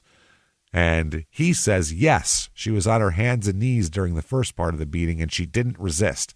She didn't struggle, and she was on her hands and knees, and he was hitting her on the bed maybe 2 or 3 times, and she looked maybe like she might have been crying, but she wasn't struggling, resisting, accepting, sort of. This is the most specific dream I've ever heard. Yes, and how many people, when they're being murdered, are accepting of it, except for a yogi who's making a fucking, you know what I'm saying? Right. This or a monk with a can of gas and fucking some square making a statement. Yeah, absolutely. So the accepting sort of is incredible because that's the exact words they use: accept death when you do that. For that circle, yeah. So they said accepting the fact that she was beaten in the head, and he said accepting the fact that she was being beaten, and the cop interrupts and said, "Did this disturb you at all in your dream?" And he said, "No, I just dreamed it." Yeah, it wasn't real, you guys. It's not real. It's in a dream. I woke up. I'm beginning to think I'm a suspect. I'm just telling you about my amazing dream. He still has no clue that they are suspicious. That they're suspicious. He thinks he's a helpful guy right now. Wow. So they said, did she cry out at all? I don't believe so, he says. The cop says, now, the first 2 blows, you said that she was like on her hands and knees. And then this is when he gets down on the floor. And he goes, like on her hands and knees and sort of going down on her elbows. That was the impression I had, that he was that he was just hitting away. I guess, up on somebody that wasn't moving. I don't have any idea why she wouldn't struggle. I don't know. I just had that impression. Oh, boy. And he said, well, of course she didn't care to be, perhaps she just couldn't struggle or something. I don't know. But he had an impression that she was just accepting getting beaten and killed. This is very strange, very fascinating. They said, did it seem to infuriate the man or calm him down, or did it have any effect on him at all? How did he react? So this guy, Steve, says he just continued like it was all the way it should be. I had the impression that it was the way he expected it to be. I don't know. Maybe I didn't see the first blow. Maybe he stunned her enough so that she wouldn't be able to make much resistance, like groggy in pain or something. So maybe she was in the unconsciousness or something, but there seemed to be acceptance. To me, she doesn't seem to be unconscious. Conscious and consciously accepting death. They said she's not unconscious, but yet she accepts the fact that she's being beaten. It's a really interesting thing. And he says yes, and it's a quite dangerous instrument, too. It seems to me that it was quite thick, and this instrument was quite thick, possibly heavy. They said, do you have an impression of his feelings at this point? Yeah, what's he doing? Steve said, for some reason, I get the impression that he wanted to get it over with, and that he was, beating her constantly, just beating. But he was beating her very hardly, but very constantly, very quickly. They said, do you have an impression at all from your dream how well the man knew the woman? And Steve says, for how long or how well? It's a weird question. Yeah. He said, not really or not very much, but, just the greeting. Again, I would say that they knew each other. How well, I don't know. So then they're asking him, they go through a few more things. And he says, well, there might have been a break, when I woke up because I went to sleep. When I woke up the first time, his emotions had changed and something definitely malevolent was on his mind. And when I went back to sleep, I began dreaming again. He just seemed to be in the process or just beginning to beat her or something like that. So the time he went out, that couple of minutes was the time in between the beating. Like he missed that part of the movie. He went out to the bathroom, came back, and now someone's getting beaten. That built to this amazing fight scene. Shit, why'd I buy the 44-ounce soda? Why'd I do that? Didn't need all that soda. Yeah. Fuck. They said during the beating itself, you can just tell for a minute that it was just a very systematic rising and falling of the arm, without any break. Wow. They said, how did your dream end? How did it end? Yeah. He said it ended. The last view was a close-up view of this weapon coming down on her beat flesh. And on this particular blow, it was a hard blow and blood flew everywhere. And I look up from it that I took it from that he was done, and I woke up. I woke up and tried to shake it off. And your dream was, that would be a disturbing dream to have. It's the worst dream. Yeah, I've had fucked up dreams, like not that blood specific, splashing. but bad things happening, tragedies, and you wake up all fucked up, and I can't go back to sleep.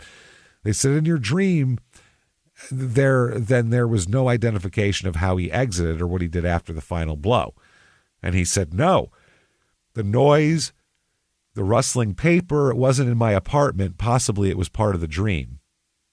So they said, when you heard the rustling, this is the point where you got out of bed. And he said, right, I was dragging myself out of the dream, so to speak, and they said, so it was kind of a half dream and half. And he said, right.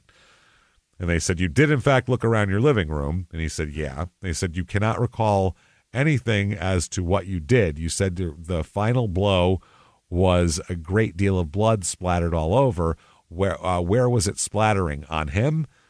And he said, I would imagine that he must have got quite soaked. I would think anyway, or somewhat sprayed a little bit, because he had a fairly white or pale type terry cloth shirt on, and at least everywhere, and at least everywhere else in the room, I saw blood flying onto that sort of the dark side of the room, I guess. Yeah.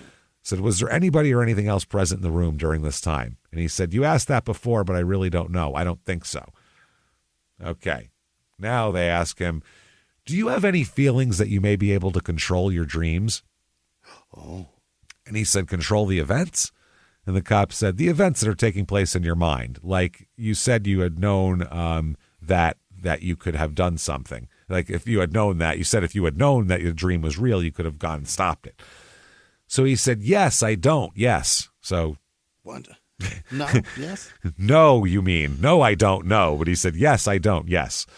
He said, sometimes that's when somebody goes, no, yeah. No, yeah, definitely. No. Yeah, no. Exactly. He said, sometimes my dream, I'll change it to suit myself. I'll give it a happy ending if I wake up. And, I know this is going to have a happy ending and I'll make it. But no, I just dreamed it. It was just impressions. As a matter of fact, it was like something I couldn't get away from, so I had to wake up to shake it off. Yeah, call it a nightmare. They said, what was your dream? What was your position in this whole drama as this whole drama unfolded in your dream? And he said, just as you are. I could see him mostly. Okay. So they said, a third person. And he said, yes. And standing facing him and behind her, that sort of thing. So that's why he said I never saw her face. Okay. Because I'm seeing over her shoulder on kind the of a wall deal. from behind her, yeah. Yeah, they said, so you weren't actually the victim, and he said, no, he wasn't hitting me. They said, could you, as being the third person there, do you have any feelings that maybe the other two people were aware that you were there in the dream? Oh, yeah, that's weird. And he said, it's a possibility. I can't say that they had any reactions that would exclude, a third person because they were quite polite and all this sort of thing. They said, do you think that you may have been called to the situation in some manner that you showed up as a third party in your mind? Like some psychic, I guess. Yeah. You were called in. Yeah. Real weird. He said, it doesn't bother. Then they said, it doesn't bother you, or isn't there something there that, don't you wonder why you should be in the middle of a dream about a murder? Yeah, why you? Why you? Why is this in your head? Yeah. And he said, well, when I first dreamed it, I didn't know it was a murder. I just thought it was a dream of like a soap opera type situation. Uh-huh. And they said, salty. Yeah. They said, well, yes, but even in that situation, the woman was getting hurt. And from what you explained to me in the detail you use, it's quite obvious that she was seriously hurt. And he says, yes. And they said, okay, was that obvious to you? And he says, yes. And they said that she may have been murdered. Could that have been, I'm just in your dream at all? And then, I don't know how to phrase this. Yeah. Steve jumps in and says, yes, as a matter of fact, when the policeman mentioned that there was a murder over here, I immediately thought of this dream where someone had been beaten to death. That was my impression. They said, how would you have been in any position in this dream it was a mess. Do you yourself have been splashed with blood? Did you get splashed? Right. It's splashing all over the place. Did it catch you? How about you? He said, would I have? I'm not sure I understand the question. And they said, as a third party in this dream, okay, your position is close enough where you could make out the features and see exactly what's happening. So during this dream, do you dream that you are also being splashed with the young lady's blood as the man is striking her? Right. Yeah. How much are you in this dream exactly? Steve says, that's a good question. Sure is. Which is a real weird thing to say. Yeah. No shit it is. I know it's a good question. That's why I asked it. He said, the last strike, my impression was that blood flew everywhere and I was very close. It was like zooming in this close to it. And, that would have been my impression. They said that you would have gotten blood all over yourself. And he said, yes, that the blood would have gone everywhere. And he said, but I don't believe that I did. It seems that I saw blood going this way and that way, and it was coming back this way, but I don't recall any blood, coming right back on me or being on me or anything like that. Interesting. They said, did you protect or intervene at all? And he says, no, not in the dream. And they said, is there any reason why? Yeah. You just asked a man why in a dream he didn't do something. I don't fucking know. Then a purple giraffe came out. Like anything could happen in a fucking dream. And he said, is there a reason why? And he said, well, I was sort of like an observer, Mm-hmm. He said, if I had been involved, I would have stopped the whole situation immediately. They said, yes. I'm a murder cuck. I just sit and watch it. Jerk off in the corner.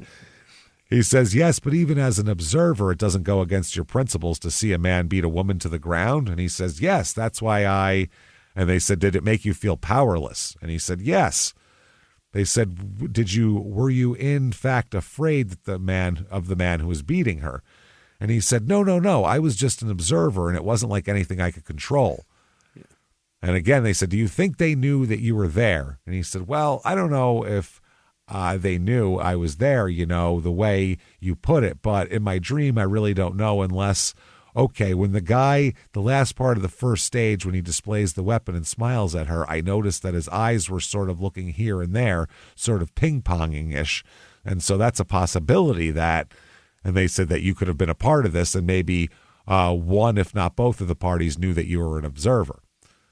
Mm-hmm. And he said, I'm still not sure if I follow you, but go ahead. That's what Steve says. You accusing me of something? Yeah, he's like, I'm not sure. For the first time, he's starting to fucking get things processing through his head here. They said, what I'm saying is, you said that this man's eyes ping-ponged around and may have even fallen on you as you observed. And he said, yes. They said, okay, if that's the case, then in this dream, this man, he looked at you and may have seen you. Steve said, that's true. They said, was anything addressed to you at all? And he said, no, I didn't seem to have any part at all. Mm-hmm. Then they jumped to, do you think that he has ever done this before, or is this the first time for him? Good question. Good question, yeah. Basically, they're just treating it like they're talking about him through a third party. Yeah. Yeah. So he said, I don't know, he's sort of an older fella, maybe 30 or so he has some experience in life, and he was quick to take it out on her, so maybe he has had some experience doing it. It didn't look like it was any first time. I'd never beat anybody like that. I've never beat anyone like that before, or beat anybody except, high school brawls or something like that.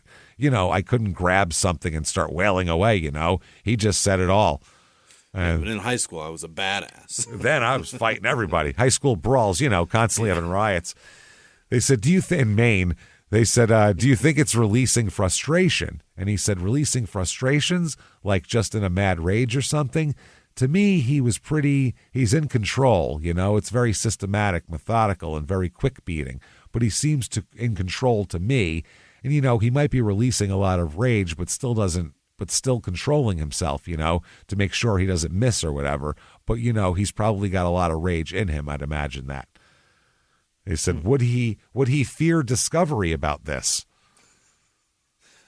No. Yeah, now he's a profiler. Yeah. He said, no, I'm not sure about that. I think he'd resist, but I think he kind of would welcome it. I think most people would. And most people would want to get caught, he just said. So the cop says, so he would unconsciously want to be caught? And Steve said, I think so. I kind of think so. Just my impressions of the guy. They said, would he do anything to maybe assist the man or whatever? And Steve said, well, I used to be a psych major, and I know that some people will do that subconsciously, leave a trace, want to get caught. Yeah. So they said, did he? And he said, I have no idea. So then they said, what would he do for us? How would he help us? And Steve said, I don't know. I think he's a fairly smart guy, so he would his subconscious was going to give him away. He would do something which would be somewhat conclusive, Yeah, he's a real dreamer. His subconscious would give him away, he just said, after talking about dreaming the exact details of the murder. Wow. Then I like this question because they always ask somebody, if someone asks you, what do you think should happen to the person who did this? You're a suspect. That's what that means. Yeah. He said, the cop then says, does he need jail help or mental help? Mm-hmm. Steve says, well, I don't know if jails help many people. But, I don't know if it's mental help does much either these days because they get out and do it again, They don't change an awful lot. It modifies their outward behavior or something, I guess. In my opinion, he needs spiritual help. And that's if I can be sure that he wasn't going to attack or so. That's what I would let him try to do because that changes a person inside.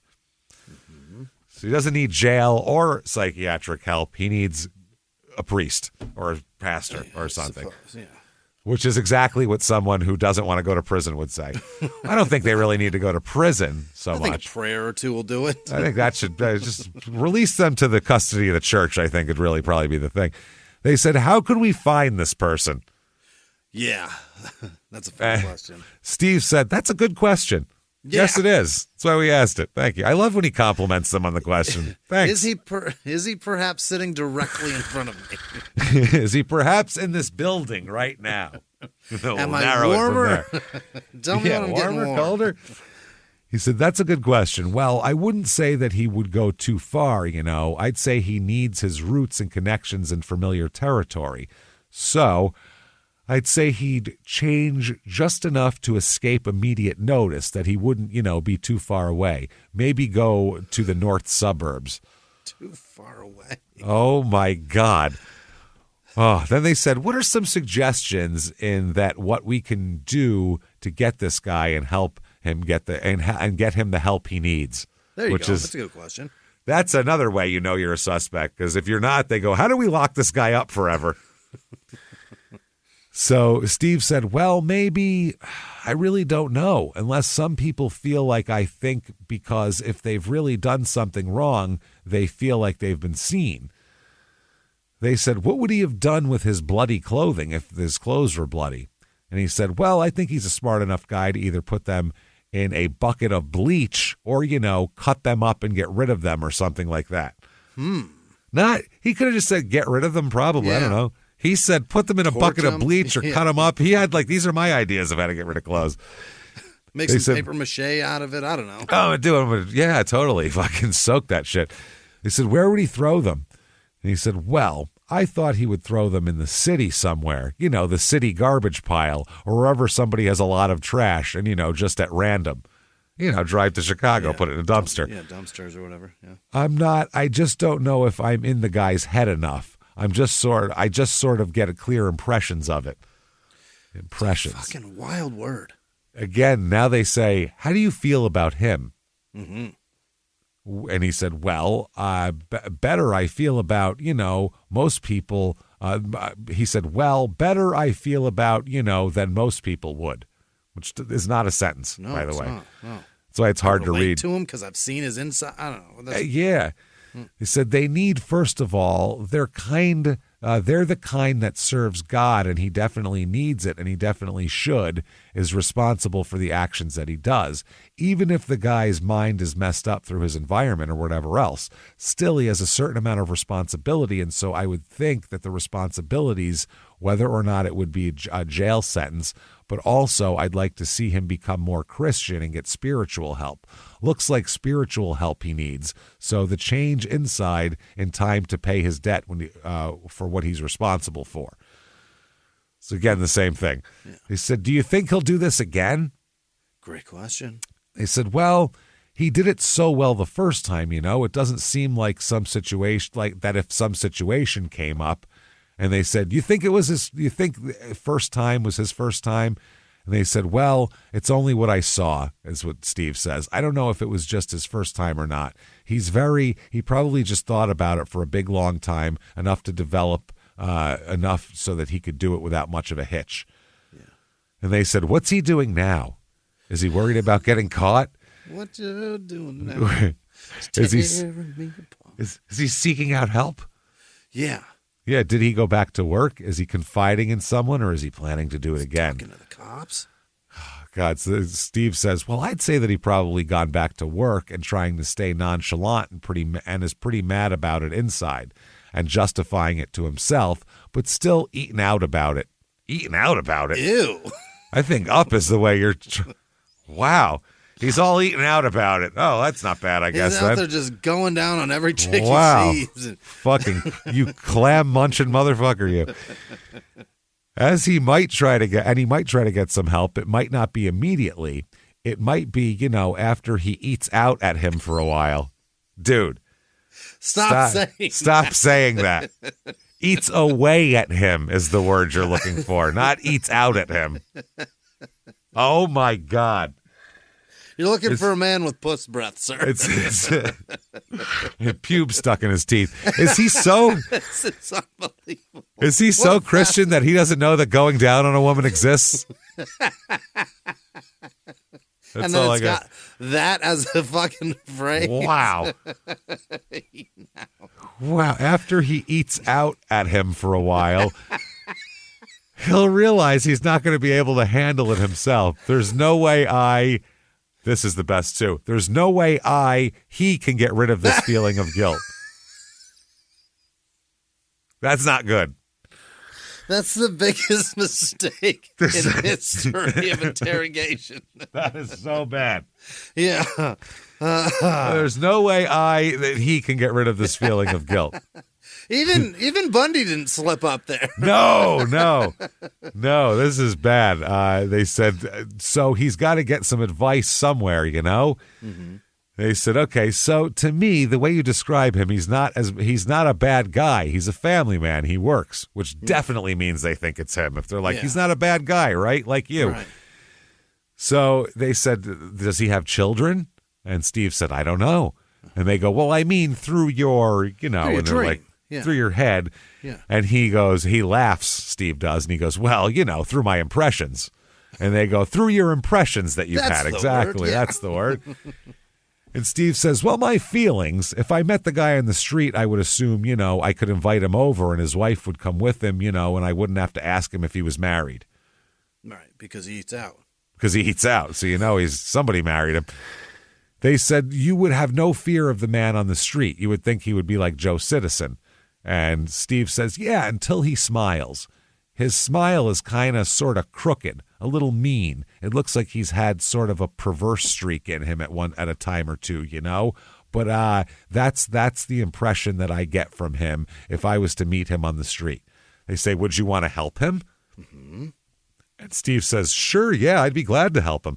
I help a lot of people. I'll give him directions. Yeah. I got a lot of help. I got bad people living in my house. They said, would you reach out to him to help him? And Steve said, yeah, I'd, that's a lot of knows. What? Yeah, I'd, if I knew where he lived, I would tell him, I think I saw him commit murder, but, Just, okay. They said, would you tell him that or would you tell us first? Yeah. And he said, oh, I'd definitely tell you guys first. And the only person I try to help him because, the person needs help and realizes it and wants it. This generally won't put his physical well-being in jeopardy, getting, locked up and taken into custody and, court trial and all that sort of thing. So physical and emotional well-being. That's not a sentence. What did you just say? Verbal diarrhea is what that is. Yeah. That is buzzwords for please help me. That's not good. When people have a hard time cognitively forming sentences, it's usually because they're under a lot of stress from this and they can't get it out because they're so guilty. People usually have that thing going on, which is the interesting part here. There's one thing that will forever change the way you sleep, and it's the softest 100% organic cotton bedding from Boll & Branch. You'll fall asleep faster wrapped in the most luxurious comfort. You'll never sleep hot again with airy blankets, cloud-like duvets, and breathable sheets. You'll experience pure comfort on night one and feel your bedding get softer with every wash. Discover the difference with 15% off your first order at bollandbranch.com with code WONDERY15. Exclusions apply. See site for details. A few miles from the glass spires of Midtown Atlanta lies the South River Forest. In 2021 and 2022, the woods became a home to activists from all over the country who gathered to stop the nearby construction of a massive new police training facility, nicknamed Cop City. At approximately 9 o'clock this morning, as law enforcement was moving through various sectors of the property, an individual, without warning, shot a Georgia State Patrol trooper. This is We Came to the Forest, a story about resistance. The abolitionist mission isn't done until every prison is empty and shut down. Love and fellowship. It was probably the happiest I've ever been in my life. And the lengths we'll go to protect the things we hold closest to our hearts. Follow We Came to the Forest on the Wondery app or wherever you get your podcasts. You can binge all episodes of We Came to the Forest early and ad-free right now by joining Wondery Plus. So they said, how did he meet her? Is it a work relationship or a relationship that started off, say, in a shopping center, a grocery store, or a church? Now they're really trying. Oh, yeah. Or perhaps. Maybe. Yeah. He said, I'd have to say that it was a lot more well-known, more of a trusted situation than just a shopping center or something like that. I think he must have known her better, maybe quite a long relationship at work and trusted where he could walk into her apartment, late in the morning, early morning, where she wouldn't really, fear for her life. I said, okay. They said, how do you feel about this whole thing? Is the next question. Yeah, I'd love to. Fuck you up, man. This is fascinating, by the way. I hope everyone else is as fucking riveted by this as I am, because this is cat and mouse. He said, how do you feel about this whole thing? He said, how do I feel about this whole thing? Well, I guess the biggest thing for me to come to grips with is that there's a big possibility now, just through you guys' interest in it, that, this is actually something that is, to begin with. What? Okay. That is something that I dreamed of, is a situation that actually happened, and I sort of had a view, a view to this murder. And they said, like a witness? And he said, like a witness, yes. So, yeah. Right now, I'm accepting that, and I guess it's kind of, I don't know what's next, And they said, and are you actually happy with it? And he said, sure. Oh, yes, no problem. What? Like, I can talk about it. Yeah. They said, how are you going to deal with the fact that you're in somebody's head? Like, you saw this guy. You're connected to this guy psychically, basically. What if we catch him? Now we put him in prison, and every night you dream of that bad You dream of prison. 8 hours a night, you're in prison. Fuck, that's awful. He said, I've had a habit of getting in people's head for a lot of years. And I mentioned I was a psych major when I first went to college, and that's what I was interested in. So he's been getting in people's heads for years now. This is his favorite, yeah. What the fuck, man? So they said, could he have a dual personality? Could he be two people? Uh-huh. And this, I believe, is giving him outs. Right. This is him trying to go, oh, yeah, he's seriously mentally ill, obviously. Probably a sick man, yeah. He said, well, it's a possibility. And they said, from what you saw in your dream, could he have been Dr. Jekyll and Mr. Hyde? And he said, as far as two complete splits, I don't know. But everybody has somewhat of a, And the cop says, split personality? And he says, split. Yeah, not a complete split, but they're a little bit this way and a little bit that way. A little bit country, a little bit rock and roll. You know how people are.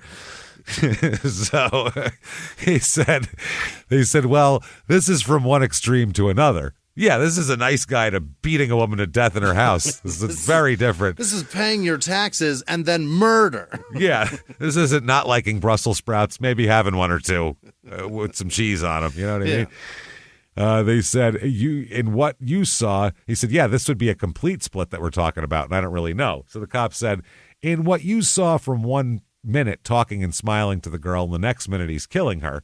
Right. They said, yes, and conversational and nice, and ask her cooperation, and they're not irritated with each other at all. And the next minute, it's sort of a perverse-looking smile on his face and showing her a weapon. Mm-hmm. He said, what opinion do you have on that? And he said, I really don't know. I stated earlier that I thought possibly he was just a smooth liar and he was able to hide his true intentions, while he talked to her or chatted, or possibly, he didn't have a complete split there. They said, who is he hiding from? Mm-hmm. You motherfuckers. He said, at the moment? Who's he hiding from? Well, I don't know how these things work. I guess something traumatic in the past, they totally reject or hit out against something which they don't give any conscious recognition to, something like that. I don't know how it works. Mm-hmm. I don't know how it works is funny. They said, this is a great one here. Could you give him a message for us? Would you take a nap and tell him? Wow. Can you give him a message for us? Yeah. They said, not knowing him, could we through you? Oh, and Steve says, you mean like, and the detective says, yes, would you be able to contact him? Mm-hmm. And Steve says, I don't know. I have no idea. They said, I mean, do you find that hard to? And Steve says, my outlet is prayer. I would pray for him. And they said, do you think through prayer we could reach him? And Steve says, you can reach anybody through prayer. Of course he did. Of course he did. He said, no matter how far away they are, how distant. Mm-hmm. He said, let me ask you this. Do you think that you were destined that God chose you to be the go-between for what happened and us? Mm-hmm. were you chosen by God for this role? Is this yeah. He says, I really don't know what my role is, thinking about that just maybe now as an informer that, I've been one that's been involved, and anything I've been involved in, I've been involved a lot. So, and they said, boom, boom down. Yeah, like he boom, boom down. He does sound like Snow. He said, he's making as much sense. Yeah, it's a fucking, he's like Jim Carrey living color version back in the day. Remember that? Yeah. That's exactly what this guy is. Fantastic. He said, do you feel involved in this? Mm-hmm. And he said, more so now, just because of you guys' interest in it. You've made it, something that's consuming some time and energy. And so, I'm willing to get involved in it, Like, for instance, if you should capture this guy or something like that, I'd be glad to talk to him, I'd go out of my way to do it, driving downstate or whatever. Why the fuck would they want you to talk to him? We'll interrogate him just fine. Just point it out. Who would offer that? It's weird. He said, if you knew who he was, would you come forward? And he said, yeah, sure. I'd either go forward to you, or if I felt confident enough, I'd go forward to him and try to get him to go forward. Oh. They said, would he kill you? That's a good question. And Steve said, well, if I came forward, and talked to him, and I make sure that somebody knew where I was going and knew who I was going to contact, I'll make the precautions. You don't yeah. tell me. Tell him if anything happens to me, there's documents in a lockbox. It goes right to the New York Times. He said, make sure that he really had no choice. It would be that definite. It would definitely come to him with the idea that I'm going to have to go forward. You've got no choice. They said, why would you go that angle rather than come to us first?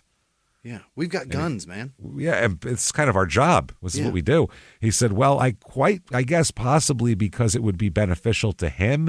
It would be more beneficial to him possibly to, it would show a court possibly that there is real true remorse and recognition of bad and a crime, that there was a crime and this sort of thing. And also, it's probably better for him to do that than to have to be fighting and being dragged in and brought through the process and go ahead and, okay, yes, I'll cooperate. It's better to find him to try. Okay. So he's very concerned about this guy getting the fair shake in the system, which is, again, extremely weird. There's a murderer on the street.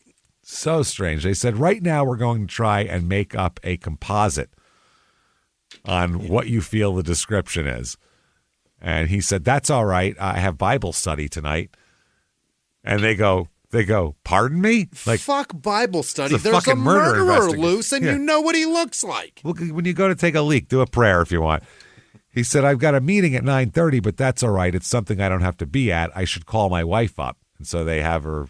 This is funny. They say, you want to call your wife? There's a phone right here. He says, can I use that?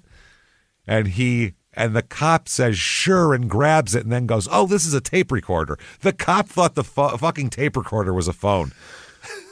They put them in everything nowadays. Holy shit. So anyway, they're doing the drawing, and they say, are you good with age later on? And he said, good at guessing age? Mm-hmm. And they said, yeah. And he said, somewhat, I guess. And the cop says, how old am I? And he goes, 38. Yeah. And he goes, how old is he? And the guy goes, 35, 34. And the guy goes, you're wrong.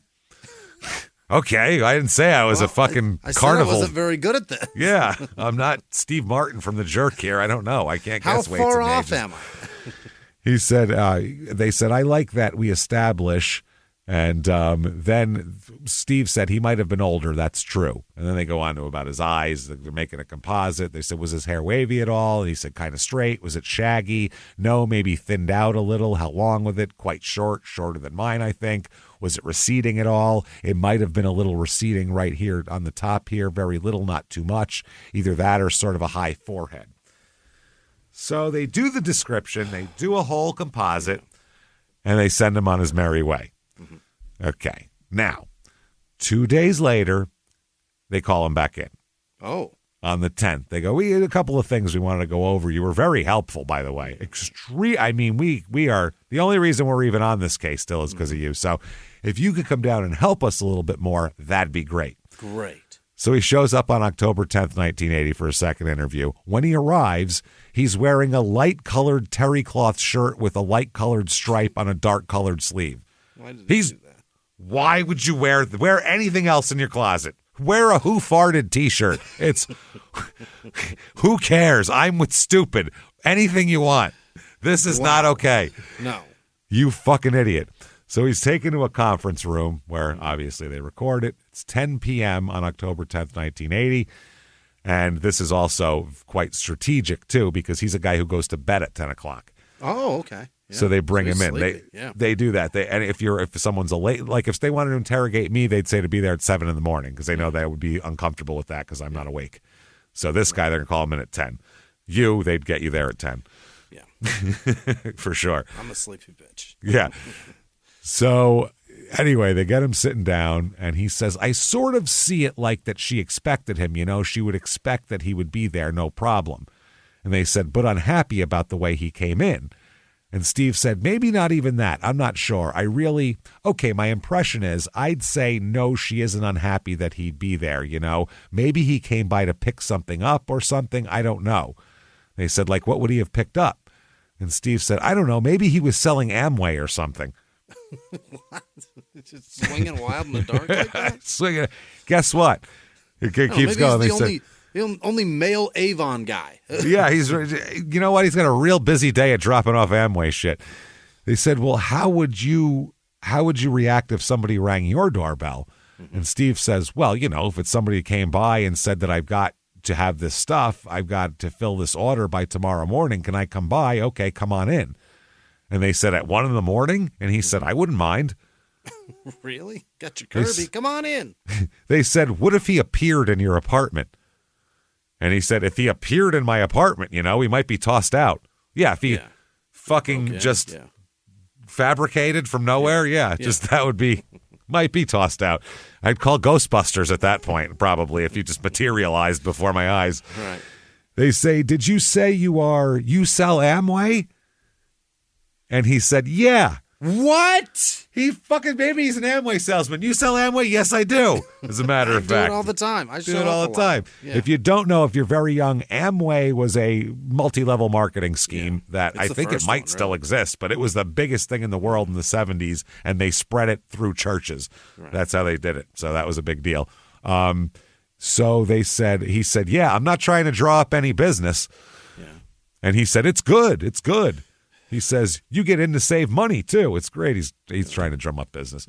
So anyway, they talk about Amway and God for a minute that we don't need to go over. Okay. And then Steve says, there's a line of reasoning Wednesday night. That was when he was there the first time. Mm-hmm. It's on tape, but going into it, and I really feel like I got set up thinking about it, too.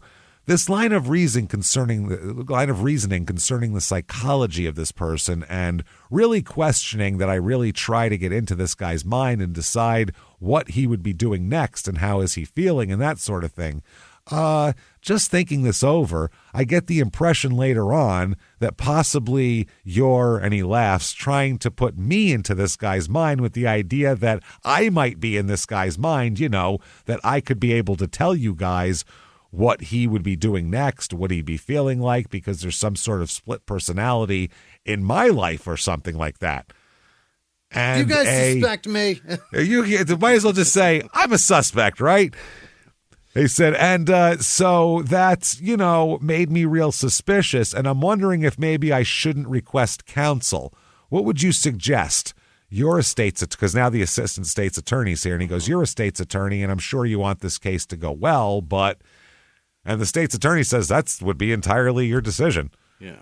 And he says yes. And then the state's attorney says, you may be able to, if you have the ability to have this dream, you may be able to give us something in this guy's mind. It's my understanding that you have received, or in your own background, you've received some kind of psychological training and study. You have studied a little bit. And he said, yeah. And so the attorney says, with your knowledge and your ability to have this dream, you may be able to give us something out of this guy's mind. Obviously, if you could have this dream, there's some kind of gift or talent or something. You're amazing. You're psychic, bro. And Steve says, I don't know what it is, but And the assistant attorney says, right, I don't know what it is, but it is unusual, and there are some circumstances here which give credence to the facts that you have already told these officers. That's why we're here now. And then a cop says, well, how do you feel about that? Obviously, to me, I consider you my best source of information, he says to Steve. Wow. Steve says, yeah, well, I just want to cooperate, and I want to just kind of, I feel that perhaps I'm available, and double talk. They said to see what's on his mind. And he said, yeah, I wouldn't say on his mind. What's on my mind, I want you to know if there's anything I can say that would help. And if there's any sort of psychological rationing or reasoning that I can discern, I'll help with, I'll throw it out there. And they said, can you see how this helps us? Yeah, you get it, right? You get it. You've got the information. You got it all. You're our best source of information. He says, yeah, I can see, how it can help you too, but I also know that, well, I have no indication that I have any sort of schizophrenic personality. Huh? I have no indication that I have any sort of schizophrenic personality. And if you guys start thinking that, well, this is so weird, we'll just stick this guy with it. He just seems to be wrapping up the case for us right here. And they said, we know you're familiar in school with psychology. They said, you did take it. It's in your background. And he said, yeah. They said, well, what about psychics? He said, there have been some psychics, right? And he said, yeah. And they said, well, they had to start sometime. There had to be a first time for them all, right? And he said, yeah. He said, well, if you are in fact one, if you are. And Steve says, I reject that, but go ahead. I'm not a psychic. Don't say I'm psychic. They said, okay. A great dream. They said, okay, if this is your dream, which you're saying it is your dream, then you're the closest person we have to come in contact with this guy and try to find him. And he says, yeah. And they said, no one else has dreamt about it. And he said, yeah. They said, no one else has dreamt about it except you. You're our guy. And he says, I thought about that, and you mentioned that the other night. Could we try to get a message to this guy through you? And they all, yeah. And he says, if you're thinking about that yesterday, I didn't know if you meant, can he speak to you, Steve, or do you have a split personality and that maybe you can reach, or do you have a psychic ability that you can reach this guy with? So you're calling me a psychic or a schizophrenic? Which one were you calling me? You call me a murderer or the best thing that you've got right now? Totally. And then the cop says, it's scary. I'll tell you, it's scary. We've never dealt with anything like this before. Yeah. I mean, it's not a common practice. It's unheard of, It's not unheard of. It happened, but it doesn't happen every day. And Steve says, yeah, it doesn't happen every day.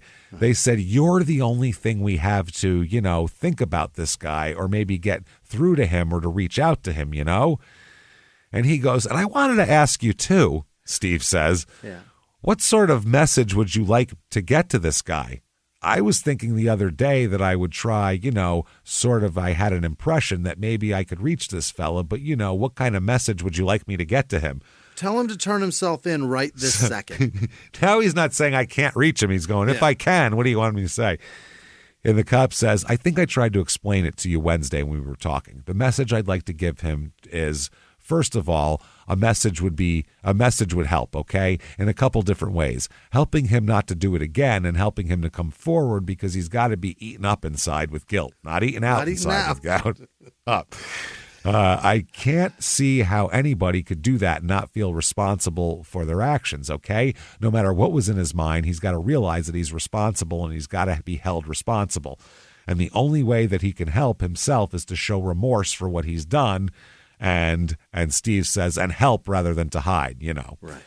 And they said, what kind of statement would it take from us to you to get this guy to come to us? What do you think you could pass, or what would you think you could pass on to this person to have him come in and not feel that he'll be harmed and that he's going to be okay? Steve says, well, I don't know. Just I would try to change his mind, about his situation and tell him he needs help. Okay, he said, maybe I'm just trying to put it into his mind or pray that God will put it into his mind, but that he would call you guys up, maybe even for, something unrelated. He would sort of get the vibes or whatever. Do a little feel out. the vibes. So they said, after talking to us, don't you think that he could feel comfortable with us? And Steve says, shh, I don't know. You guys are so great, but yeah, I don't know though. Who knows? They said, what would you think though? I mean, after just after the meeting we've had, the 2 meetings we've had, or the 3 short things, one short one, or whatever, however you want to put it. Steve says, yeah, well, to be honest with you, I kind of wonder at your motives sometimes, in your line of questioning.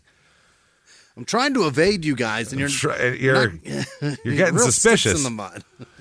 So then Steve said, so he might feel that way too.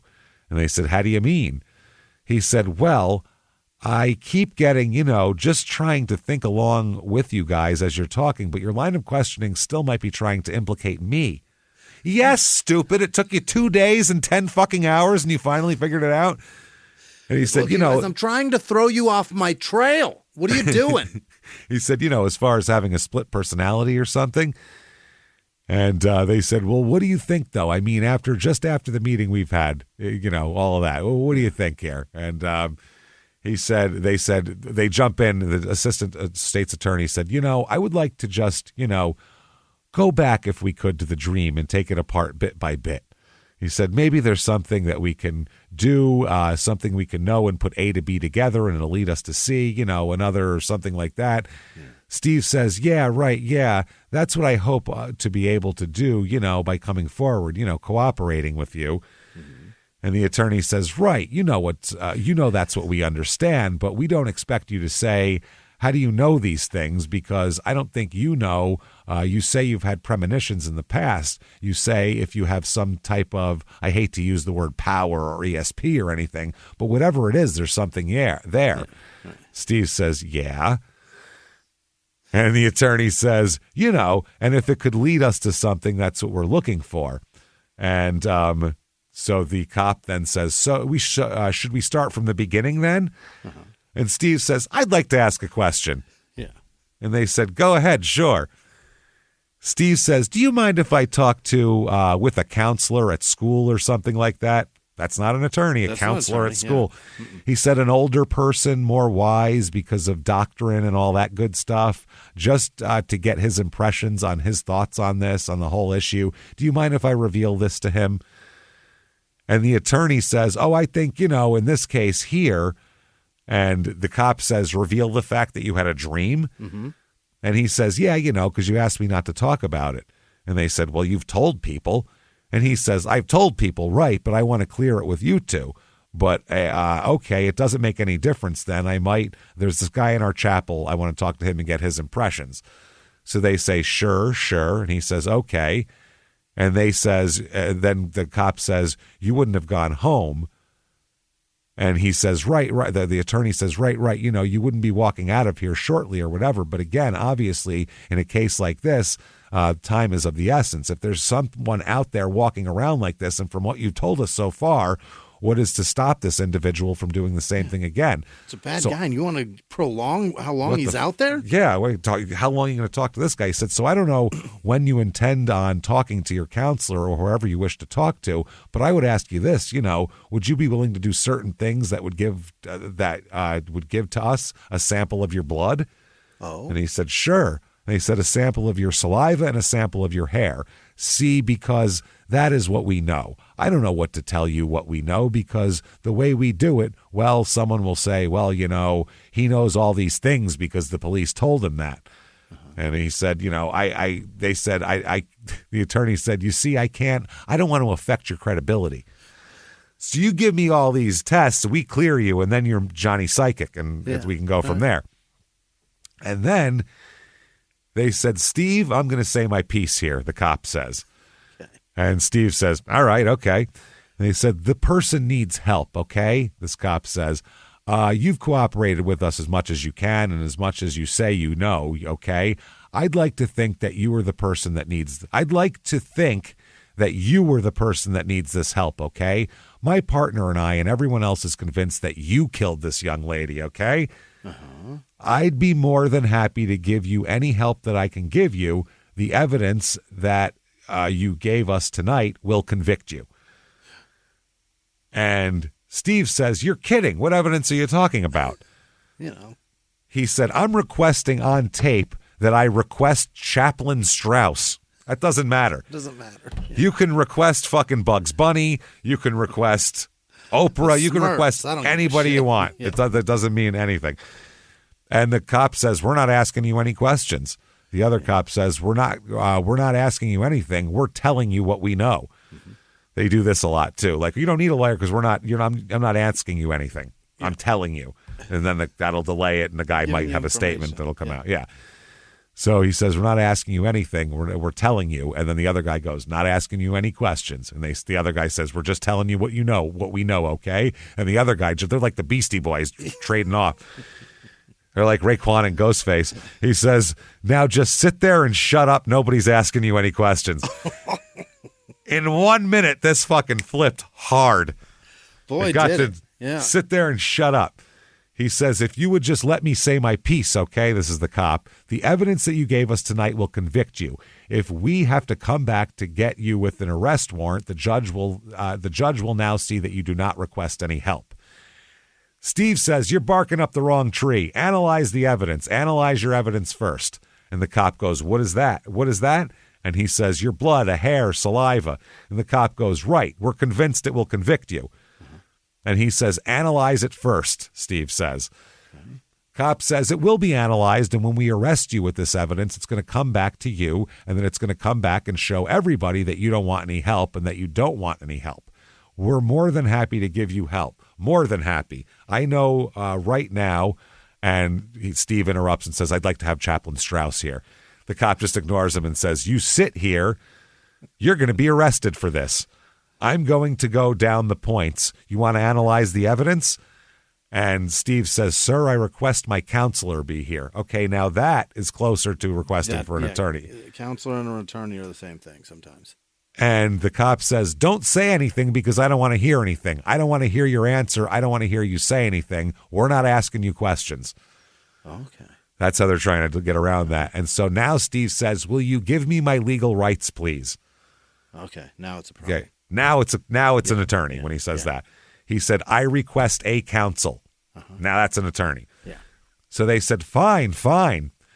And then the cop says, when you want to say something, you just tell us and we'll get a counselor for you. I don't want to hear nothing from you. You want evidence? You want evidence? What is that? That's a boot.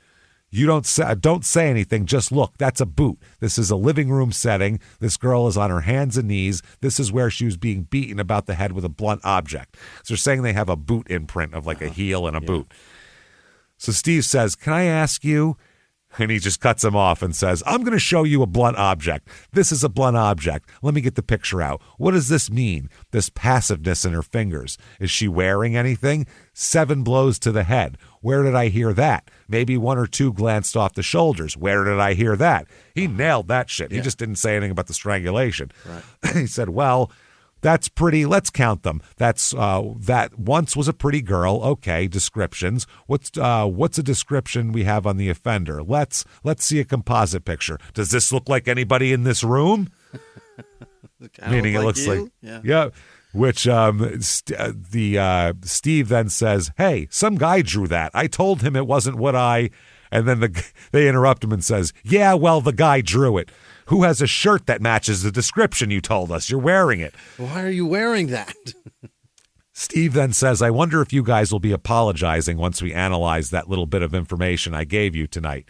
And they say, Steve, we won't be apologizing, Steve. Let me tell you what we're going to be doing. And Steve says, if I for a minute thought that I was the guy, I would walk right in and say, hey, I wish to be prosecuted.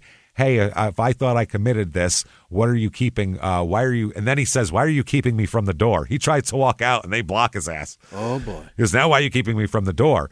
And the cop says, I want to tell you. I want to tell you why she died. She died with you beating her because she was a religious person.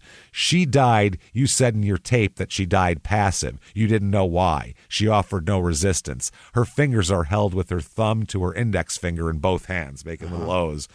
She turned to God. And then the other cop says, this is her religious prayer to God in her temple that she goes to. She turned to God. The reason she wasn't screaming or fighting is because she was doing breathing exercises, preparing herself for death. for a James, religious she's person. doing that thing. Yes. That fucking, that As she's meditating being murdered. thing. Yeah. Oh, As she's my being strangled. God. Yeah. As she's being strangled. They said that she wasn't screaming or fighting because she was doing breathing exercises, preparing herself for her death. For a religious person, preparing herself for death while being killed from somewhat, supposedly, another religious person. God damn. Steve says, I never met this girl before. And they says, maybe you've never met. Steve, met her once, Steve. You met her once. Said, you have to live with it. You have to. And he says, I don't have to live with anything, gentlemen. Steve says, whoa, hey now. They said, yes, you do. You cannot live with this, Steve. It's going to eat your heart out. That's the correct way to say eating out. There we go. Steve says, I don't have to. It's not eating my heart out at all. I'm innocent, guys. I want to see the counselor. Then they say, the chances of you dreaming this dream, and he says, hey, I don't know what the chances are, Steve says. The cop then says, this is not a dream. This is a murder. This is no dream to a girl. She's dead. Then they said, you walk out this door and we come back and arrest you. You know what? You'll get the electric chair. Do you know that? Uh-huh. And Steve says, if that's what I deserve, that's fine. Okay. And they say, you deserve it. And he says, if I deserve it, I'll take it, And they said, you deserve it for what you did. And he said, I didn't do it. Okay. They said, you did it. And you told us how it happened. You told us in time. You got out of bed. Your wife didn't know you got out of bed. You went next door. You said you were the Amway salesman. You pushed the door open. And he said, at 1 o'clock in the morning? And they said, you just told us. You just told us. Yeah. And they said, you opened the door. I'm not saying it was 1 in the morning. You said it was 1 in the morning. Uh-huh. And they said, no, the officer said 1 in the morning, Steve said. And then the cop says, I didn't say 1, you did. And then he says, they told me at the door. And the cop says, now would you let me speak? He just cuts it off. They're bickering now. You said this. No, you said that. No, you said no.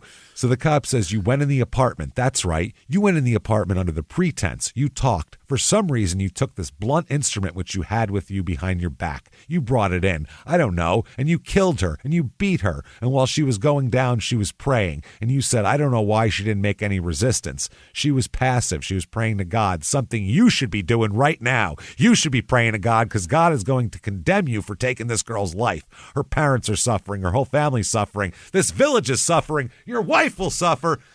You're out of order. Yeah. I'm out of order.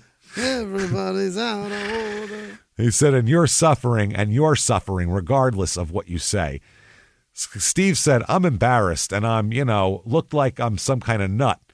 Mm-hmm. He said, I'm embarrassed. And they say, yeah, I'd be embarrassed too if I did what you did. They said, right. They said, you're only discovered because you called us. You told us you did it in the third person. That's where you discovered. That's why you're discovered. If you called us, we would have not. If you wouldn't have called us, we would have not known where to go. You came forward to us. You want God to give you penance. You want to be redeemed by Him. And the guy, Steve says, that's pretty non-biblical. And the detective says, I'm not quoting anything from the Bible, okay? And Steve says, well, I've had quite an experience today. Yeah, certainly, they're telling you you're going to the electric chair. Yeah. Cop says, you've been quite an experience. You're going to get the electric chair. The judge is going to see you have no remorse in your soul. It's embarrassing what you did. It's a vicious crime, but it's embarrassing. Your wife will be embarrassed. Your chaplain will be embarrassed because you're in his place at this church. It's very embarrassing, very embarrassing. And then they said, could you have been sleepwalking? Do you sleepwalk? Yeah. And he said, sleepwalk? Well, I've never sleepwalked in my whole life that I know of. And they said, that you know of. Could it be sleepwalk? It happens. I'm asking you, could you sleepwalk? Steve says, I'm not going to admit to anything. I'll say no, I couldn't have sleepwalked. And they said, fine. And then Steve said, good grief. And then he walked by Snoopy laying on top of a doghouse. Red Baron airplane. Oh, man. Is he going to get his counselor or not? They got to stop this now. They said a very attractive girl. You wanted to talk to her, okay? You went over there, whatever time it was, 1 o'clock. I never said 1. You told me 1. Steve says, my wife. And he just says, Steve, I cannot understand, okay? You yourself told me no matter how much of a shell you wanted to go into. And And then he says, you were attracted to her, okay? You liked her. You saw her and you wanted her. You went over there. You got in the apartment. You spoke with her. You talked about sex. You found out there was going to be no sex willingly. So you beat her to death, and you beat her and you struck her, and that's why she was killed. And that's why she was killed, because she would not give you sex. I know that. You know in your own mind, Steve. You can tell me everything you want. You can think you're first person, second person, third person. I have been a policeman for 12 and a half years. I've dealt with all kinds. And you wanted sex from her. She did not give it to you willingly, so you attacked her. That's why you killed her, because you became enraged. Steve says, I request a counselor. Okay. Yeah. And he says, okay, this interview's over. And then he pushes Scott back down in his seat and he says, sit down. You're not through yet. Oh, boy. You don't get to leave. A counselor will come here. Mm-hmm. So there's obviously a lot of parallels between the two crimes. The bloody tire iron in the bushes, the several striking things of the dream of, the beatings, the blunt force, blood spattered all around the victim and attacker. Blood was found spattered around the victim at the actual crime scene. He knew that she was passively accepting being beaten to death and not fighting back. The hand signals, the setting of the dream attack had some correlation to the actual crime scene, although there were also differences. In the defendant's account, or later on, he'll be the defendant of his dream, the attack occurred in what appeared to be a living room setting.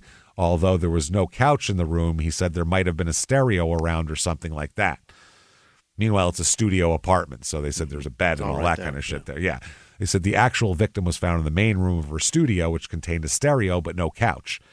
The description of the dream assailant bore some resemblance to the defendant himself. The funny thing is, usually when people make up a description, they usually look like the guy drawing it. Oh. They usually describe the person sitting across from them, which is funny. They can't help it. At the time of his first tape-recorded statement, he had short blonde hair, light complexion, wearing a short-sleeved knit shirt with terry cloth stripes on his sleeves. However, the dream assailant was described as being between 5'5" and 5'7" in his 30s, while the defendant here is about 6 feet tall and 26. Okay. So, that's that. And then he has a list, what he did in the identikit versus him, as far as, the identikit, inset eyes. He has normal eyes, he said. Clean shaven, the identikit, his fucking drawing. He has a mustache. Freckled, he doesn't have freckles. No glasses, he has dark military glasses. Large mouth, he has a regular mouth. Straight smile, he has a regular smile. Straight hair, my bangs hang in my face. Square chin, regular or narrow chin on this guy here. Yeah. So, there we go. Opposite of me. Yeah. So then they do the blood and saliva test. The blood results come back. The physical evidence found the crime scene and blood and hair standards taken from both the defendant and the victim. Vaginal fluid taken from the victim showed type O, ABO blood type only. This was consistent with mixing of blood fluid from the victim who had O blood and someone who is a AB blood but non-secretor. Okay. Meaning that the blood typing is not secreted into his other bodily fluids. Yeah. However, 20% of the population are also non-secretors, and the evidence was also consistent with the mixing of the victim's fluids with that of a secretor with type O blood. So it's kind of inconclusive here. However, because the victim's blood standard tested positive for the presence of both gamma factors, the expert said the vaginal fluid sample would also test positive for both factors, regardless of the identity of the assailant. Later. The state hair expert, though, concludes that several hairs on the head and pubic hairs found in the apartment were consistent with the defendant's hairs, with Scott's hair. Okay. The study referred to in the testimony found that only 1 in 4,500 people would have consistent head hairs when the hairs were tested for comparison of 40 different characteristics, and only 1 in 800 people would have consistent pubic hairs. Okay, now, so they go a month and then they finally arrest him. Steve is under arrest now. Yes. Oh, by the way, they also testified that several head hair fragments and one pubic hair found in the apartment had originated from a black person, and that couldn't be from either one of them because he's blonde and she's not black either. So he's arrested. Now, the police officer, while arresting him, said that, quote, he said the devil had given him this dream at a time his strength was down. What? That's what Steve told him. Mm. Yeah. He said that he asked me if I thought some people could have insight into the future, and I said, not in your case, Steve. Which is fucking hilarious. Holy shit, that's really fucking funny. So earlier in the conversation, Steve asked the cop to answer a hypothetical question. The cop said, he asked me, what would happen if someone came in and confessed to the murder of Karen Phillips? Would I be released today? And the guy told him that any confession would be checked against the facts that they had, so it would probably take a minute. Now, bail. Okay. His bail is $450,000. Okay. But a church where they used to worship in Maine sent a letter to 12,000 independent churches in the U.S. and Canada to ask for prayers and support from other followers of their fundamentalist non-denominational faith. Oh, boy. The tiny Grace Fellowship Assembly in Union sent about $800 to help his family. About $50,000 in donations and loans has been collected for Lynn Scott's defense. In Japan, an old Navy buddy of Lynn Scott's had put out a prayer request through the Worldwide Christian Servicemen's Centers. And he said, Cook County hasn't got the best reputation for justice. We can't see that there's any evidence to keep Scott in jail. They raise his fucking bail and he's out. Unbelievable. The churches raise his bail. So he doesn't go on trial till 1982. Okay. For murder, rape, etc. The state destroyed the only vaginal swab they had. Oh, my God. Yeah, during the testing. Yeah. After a month here, the state filed an answer which listed the existence of the vaginal swab that was taken from the victim. However, the same day the state filed its answer to him, looking for evidence, without notice, they took the vaginal swab to Scotland Yard Metropolitan Police Forensic Laboratory in London, England, taking it overseas. For what? At Scotland Yard, they performed or ordered a destructive test of the vaginal swab, so one that would destroy it. Prior to taking the vaginal swab to England, they performed numerous tests on the swab at the Illinois Crime Laboratory. The tests in Illinois were conducted to determine the presence of semen and ABO-type blood type from the mixed secretions on the vaginal swab. At the time the tests were performed, they knew from a specimen of the victim's blood that she had type O blood with gamma markers +1, +2, and +10, and that this guy here, Steve is a defendant with a non-secretor with type AB blood and gamma markers -1, -2, and +10. So they take it there. That all happens. The destructive test at Scotland Yard revealed gamma markers +1 and +2 were present in the mixed secretions in the vaginal swab. The test for gamma marker 10 was inconclusive since gamma markers +1 and +2 mask any other combination of gamma markers. So if his were in there, it wouldn't be found. And the victim's blood contained gamma markers +1 and +2. The test that was done was pretty much meaningless. Ouch. Unless you have DN fucking A, it wouldn't have mattered. And they were just going on blood tests. It also seems they said at trial, the state put on its case in chief, and they made a motion to dismiss the indictment because of the state's destruction of the vaginal swab, and it was denied, obviously. So in openings, the prosecutor said, Stephen Linscott not only described how a young lady had died in a living room setting, how she was first on her hands and knees and then fell to the floor, he demonstrated with up and down full extension of the right hand what he saw the man do. That's consistent with high-velocity blood stains found on her body and apartment. Suffice it to say, in those tapes, he supplied information only the killer would and could know, and he elaborated in detail. The defense attorney said, he's a deeply religious man. He couldn't do this. He's married to the daughter of a missionary family. His decision to reveal his dreams was a difficult one, but he made it because he believed it was his civil and moral duty. He said that they said the prosecution's test of hair, blood, and semen samples from the body are not conclusive. All you have is this dream. So they said that the state's expert witness regarding the vaginal swab was at times either plainly doubtful or confusing.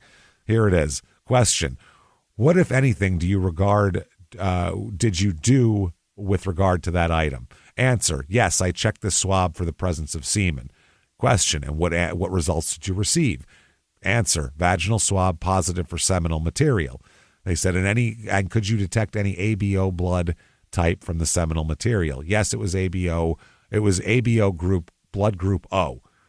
They said if this man was able to detect ABO blood type from the seminal material, then the depositor of the seminal material must have been a secretor, even though they already said Steve wasn't a secretor. Right. Moreover, if this testimony is to be taken as true, then the seminal material could not have been from Steve because he's a non-secretor and has type AB blood rather than O. So what do you think of that? Hair expert, they never say match. They say consistent because there is no way to match hair unless it's DNA. Mm-hmm. So that the defense hair expert, he did not testify that the hairs matched or that they were identical. He testified that the hairs that were found either did not come from the defendant or had too few characteristics displayed for him to conclude they matched or did not match his hairs. However, with respect to whether the pubic hairs that were found were the defendant's pubic hairs, he said, they said, this is the question, in view of the testing you've described with respect to the pubic hairs, based on your observations and findings and analysis, do you have an opinion based on reasonable degree of scientific certainty as to whether or not the pubic hair taken comes from Stephen? And he said, yes, I do. What's your opinion? He says, within a reasonable degree of certainty, I believe the hair from the combings did not come from the same source as the hair from the suspect. Okay. The prosecution asked this guy in cross if he was aware of a study that found all these 1 in 4,500 people would have consistent hairs, and they went back and forth. In closings, okay, the prosecutor says, he says you must ask yourself where is the link. The link is the semen matching the non-secretor. Mr. Linscott is a non-secretor. Gross. The like hairs, more than one, more than two, more than three, and you heard the probabilities from his own expert. Pubic hairs in the woman's crotch matching Mr. Linscott, because they go into that. He said, I would suggest to you, ladies and gentlemen, if I said there were 2 American flags right there, and they were both 12 by 8, and they both had the same number of stars, and they both had the same number of stripes, and they had the same coloring, would you sit there and say, well, there's nothing dissimilar about those two? They are identical. But not a scientist. A scientist will state that every aspect that I examined were consistent. And what does that mean? There was nothing different. And to a layman, that means identical as the 2 American flags. But that's not science, though, because they look alike to you at a glance. He said, then I asked him, meaning the defense expert, if he was aware of the chief forensic scientist for the Royal Canadian Mounted Police, Mr. Gaudet. And the man says, yes, of course. And he is the leading man in his field. And I asked him, are you familiar with the figure formula by which this man and those were that any of the 2 head hairs matched from 2 separate individuals? It occurs out of every 4,500 times. And so he goes on to that. It's too much. So the verdict comes in. The jury is out. What do you do? They deliberate 9.5 hours over 2 days. Okay, that's a good amount of time. They have some basic, boilerplate hair evidence, and this dream is pretty much all they have. And they're saying the blood matches the secretor thing. So the dream's more damning than the science. Than anything. They find him guilty. Okay. Of murder, rape. Really? Everything. Okay? He is found guilty. Now, this is met by a courtroom throwing things, spitting at, and trying to attack the prosecutors. Yeah. The Bible people went crazy. Yeah, of course they did. Yeah. If they don't get their way, they do not take it on the fucking chin at all. They take an L way worse than the Japanese. we're the nicest people in the world unless we don't get what we want. Yeah. And then it's one of those. So as the courtroom emptied, they shouted at the prosecutors and called them liars and all of that sort of thing. A member of the Bible School's board of directors said the verdict results from the meeting of the naivete of Steve and the jury believing this concocted story. To us, it's a miscarriage of justice. The defense attorneys complained that telling jurors certain details were prejudicial. They said, why put a religious connotation on this case at all unless it's to give the impression that these people, Linscott and his supporters, are crazy born-again kooks. They were so eager to find him guilty, the only way they could do that was to reach out and assign some sort of motive of religious execution, which that barely came up. It was mainly about he dreamed exactly what happened. So the sentencing comes around. He gets a new attorney for his sentencing, by the way, which is highly weird to have different ones. They said, by the way, the prosecutors have been getting death threats. Of course they have. Constantly. Threats have come in. A caller to one of them several days ago said, "Are you the person who prosecuted Stephen Linscott? We're going to get you." And Classic. This guy said, "In my 11 years as a prosecutor, including cases against street gang leaders, I've never experienced anything like this." Because street gang leaders know the game. That's why. Yeah. They're not going to threaten a prosecutor. They know the game. You got fucking tackled in bounds, fourth down, fucking move on. That's it. So the sentencing comes around here. At sentencing, Lois makes a tearful and emotional plea. "Your Honor, Stephen Linscott is both my husband and my best friend. I've known him for 8.5 years. Not once have I ever seen any behavior showing him capable of this horrendous crime. He's a sincere and devoted Christian, and I'm proud to be his wife." Steve says, "In the end, God will justify me.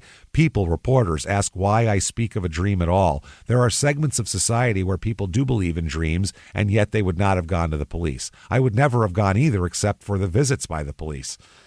The judge said that he was receiving a great number of letters on his behalf from churches. Yeah. He said, "I feel the case was well tried on both sides." Then he says, "Karen Phillips was only 24 years old, and according to tables of mortality, she could have had a life expectancy of another 65 years. I feel a period of, you, sir, may fuck off. 40 years would be a meaningful sentence." Okay. He'll be eligible for parole in 20. Wow. Okay. The prosecutor said, "I'm not unhappy with the sentencing. 12 people heard it, and they took 8 hours to find him guilty. I'm just sorry it took 5 months to sentence him." That's because he had to get a new lawyer, and the guy had to catch up. One of his church people said, "It was a spiritual battle in there. I saw the pride and the coldness of the judge. It was the devil." They called the judge the devil. Yeah. Okay. His wife, Lois, said, "I have no idea where we're going to get the money for an appeal." Yeah, you do, from all these fucking church people. Give me a break.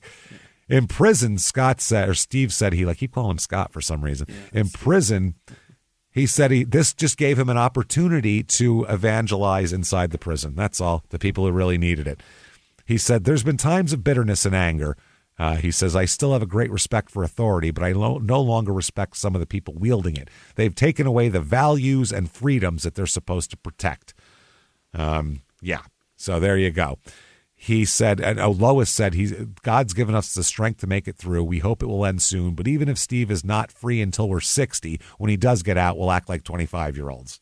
Ew. Like when he went in. Don't do that. Gross.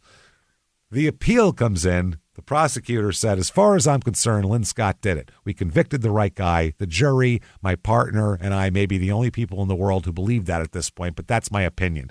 It's possible, remotely possible, that someone other than Linscott did it." So, yeah, this is what we do here. He gets a new lawyer. The blood is the big one. The blood is the big deal, is what we're talking about. And he's got a list of like 40 differences between the dream and real life. Like, in my dream, I said just beating, and in real life, it was strangulation and beating. Stuff and like that. Yeah. And rape. And they said beating only. There was also stab wounds and that kind of shit. So, it's pretty interesting. He's got it's a long fucking list of shit, though. He's got this whole, and also like the differences about her. Caucasian in real life, dreamed victim maybe was a black person. 24. He said she's 24 years old. He didn't give any age about her, anything like that. She's a nurse, no information about her job. So it's all that kind of shit. And the attacker, he's like, not me at all. I told you those differences. Anybody else? Also, prosecutorial misconduct is what they're just saying here. They said that, Karen, quote, Karen was raped by a non-secretor and the defendant is a non-secretor. Seminal material, one fact, it came from a non-secretor. Mr. Linscott's a non-secretor. They said that at the end. Now, no one testified that Karen was raped by a non-secretor or the seminal material came from a non-secretor. Only the prosecutor said that. Mm-hmm. So the prosecutor simply made up that piece of evidence, the appeals court finds. The made-up evidence was doubly devastating because not only was it false, but it reduced the pool of possible assailants from a substantial percentage of the male population, or even the entire population, to just the males and 20% of the population. The defendant, being a non-secretor, is within that 20% group created by the prosecutor in his argument to the jury. Okay, so there's also testimony about pubic hair. According to the state's evidence, the pubic hair was found on the carpet, and several head hairs were found on the bed sheet were from a black person. Therefore, they could not have come from the victim or the defendant. They're both white. According to the testimony, race can be determined by hairs, but neither sex nor age can be determined by hairs. Okay, so they can do a lot about the hair stuff, and hairs are not That's reliable. Not great. Yeah, that's not except great if it's unless for you've got DNA. Yeah. Then they're terrific. So yeah, they go on. He says, you must, this is in the closing rebuttal argument that the prosecutor said. He says you must ask yourself, where's the link? The link is the semen matching the non-secretor. Yeah, non-secretor and semen in the same sentence is rough. It's very gross. Very, very gross. So the appeals court said not only did the prosecutor in his rebuttal closing argument reinforce his prior misrepresentation to the jury that there was evidence that the seminal material on the vaginal swab was from a non-secretor. Well, we just made it grosser. We just found a way to make it grosser. But the prosecutor also told the jury that there was evidence that the defendant's pubic hairs and pubic hairs that were combed from the victims matched and were identical. They said they did not, the expert did not testify, and he certainly did not intend his testimony to mean that the hairs that he had compared matched or were identical when he said they were consistent. It's not what they do. So also the defense hair guy, the cross on him, they said that was also prosecutorially wrong. They go on to say that we believe the prosecutor's misrepresentations relating blood and his comparisons were egregious, and they overturn the decision. Okay. Overturn the conviction. Now, there is a dissenting opinion here that says, I believe that the prosecutor's comments that the victim was raped by a non-secretor were based on reasonable inferences which could be drawn from the evidence of blood comparison tests performed on the semen. I find that the majority inaccurately depicts the prejudice of these comments by quoting them side by side when in fact they're separated by 63 pages in the trial's transcripts, 83 pages containing their closing arguments. So, yeah, this person basically says, and there was plenty of evidence. So, he's now freed on a $100,000 personal recognizance bond. Wow. So Lois says that's the second piece of good news we've had, that, he's going to be out. First, they overturned his conviction. Now it looks like he's getting out next week. Right. We knew he'd be vindicated, and the bond order is just further proof of that. When he gets released, he said he's going to the First Baptist Church in Centralia, where they had a huge campaign to release him. Yeah, and a big she said, and a huge party. They're going to get shit hammered. I know he's looking forward to meeting these people. The town also, Lois never expected such an outpouring of support from strangers, but she said it was amazing to see to us that so many people got involved. People have taken this case as their own, truly as if they were a member of their own family. They've cried for us. They've prayed for us. In 1986, he's working as an ophthalmologist in Centralia, Illinois. Yeah. He's the practice manager. His wife does homeschooling for the kids and everything like that. But this charge is still there. Yeah, it's still waiting. That's the thing. So then a 4-2 Supreme, because the overturning was appealed by the state to the Supreme Court. The Supreme Court overturned the overturn and reinstated it with a 4-2 vote. Okay. He said defendant voluntarily came forward with an account of a, quote, dream that contained many unusual details which correlated with the actual murder. In particular, his account of a beating, knowledgeable of the murder weapon, and knowledgeable of the victim's passive acceptance of the attack showed knowledge of the crime, which would not likely be available to anyone else but the murderer. Okay. 1987, the court orders a new trial for him. Okay. So he's going to get a new trial here now. That's what they're talking about. 1990, the verdict is overturned again. Then 1991, the court grants a new trial again as they're reinstated. Right. So they keep going back and forth. The justices here rule 4-0 that prosecutors in this case had misrepresented evidence that connected him to the crime. Now there isn't even a dissenting one. Yeah. They said this made-up evidence was doubly devastating because not only was it false, but it reduced the pool of assailants again. 1992, the state's attorney announced that Steve will no longer be prosecuted. Based on new scientific evidence, DN fucking A, they said the scientific evidence does not completely exonerate the man, but it raises scientific doubts and leaves us, in my opinion, with no choice but to prosecute him. Oh, no. Yeah. Not to prosecute him. Not to prosecute him. Lynn Scott called the decision courageous and said he made the right decision. He freed an innocent man, whether he realizes it or not. I am innocent. So that's how that goes. It turns out that based on analysis from CBR Laboratories of Boston, the semen could not have come from Steve. Period. Oh no. End of story. He's excluded as a contributor to that. No. He did not do this. Yeah, he said good grief. Those guys don't murder. Good grief, generally. Either that or they murder a lot. Yeah, or one they. of the two. My God. So, yeah. So then he starts building a new life. And he wrote a book called Maximum Security. Yeah.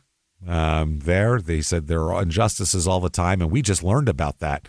In 2002, he is pardoned by the governor of Illinois, as a matter of fact, so it's not even on his record. Then in 2004, the state agrees to pay wrongfully convicted former inmates from a pool of $1 million. So it looks like he's going to get some cash. He's going to get anywhere from $60,150 to $138,000 in cash. There's 2 books about this. Neither of them are available in audio or Kindle version. Oh my Innocence, the true story of Steve Linscott, is by Gordon Hairsign, and that came out in 1986. Oh, wow. And you can get a paperback for $2.93 on Amazon. And also Maximum Security, written by Steve and Randall Frame, which is pretty funny because he was framed. It was written in 1994. Hardcover is all you can get. It's $1.99. Cheap.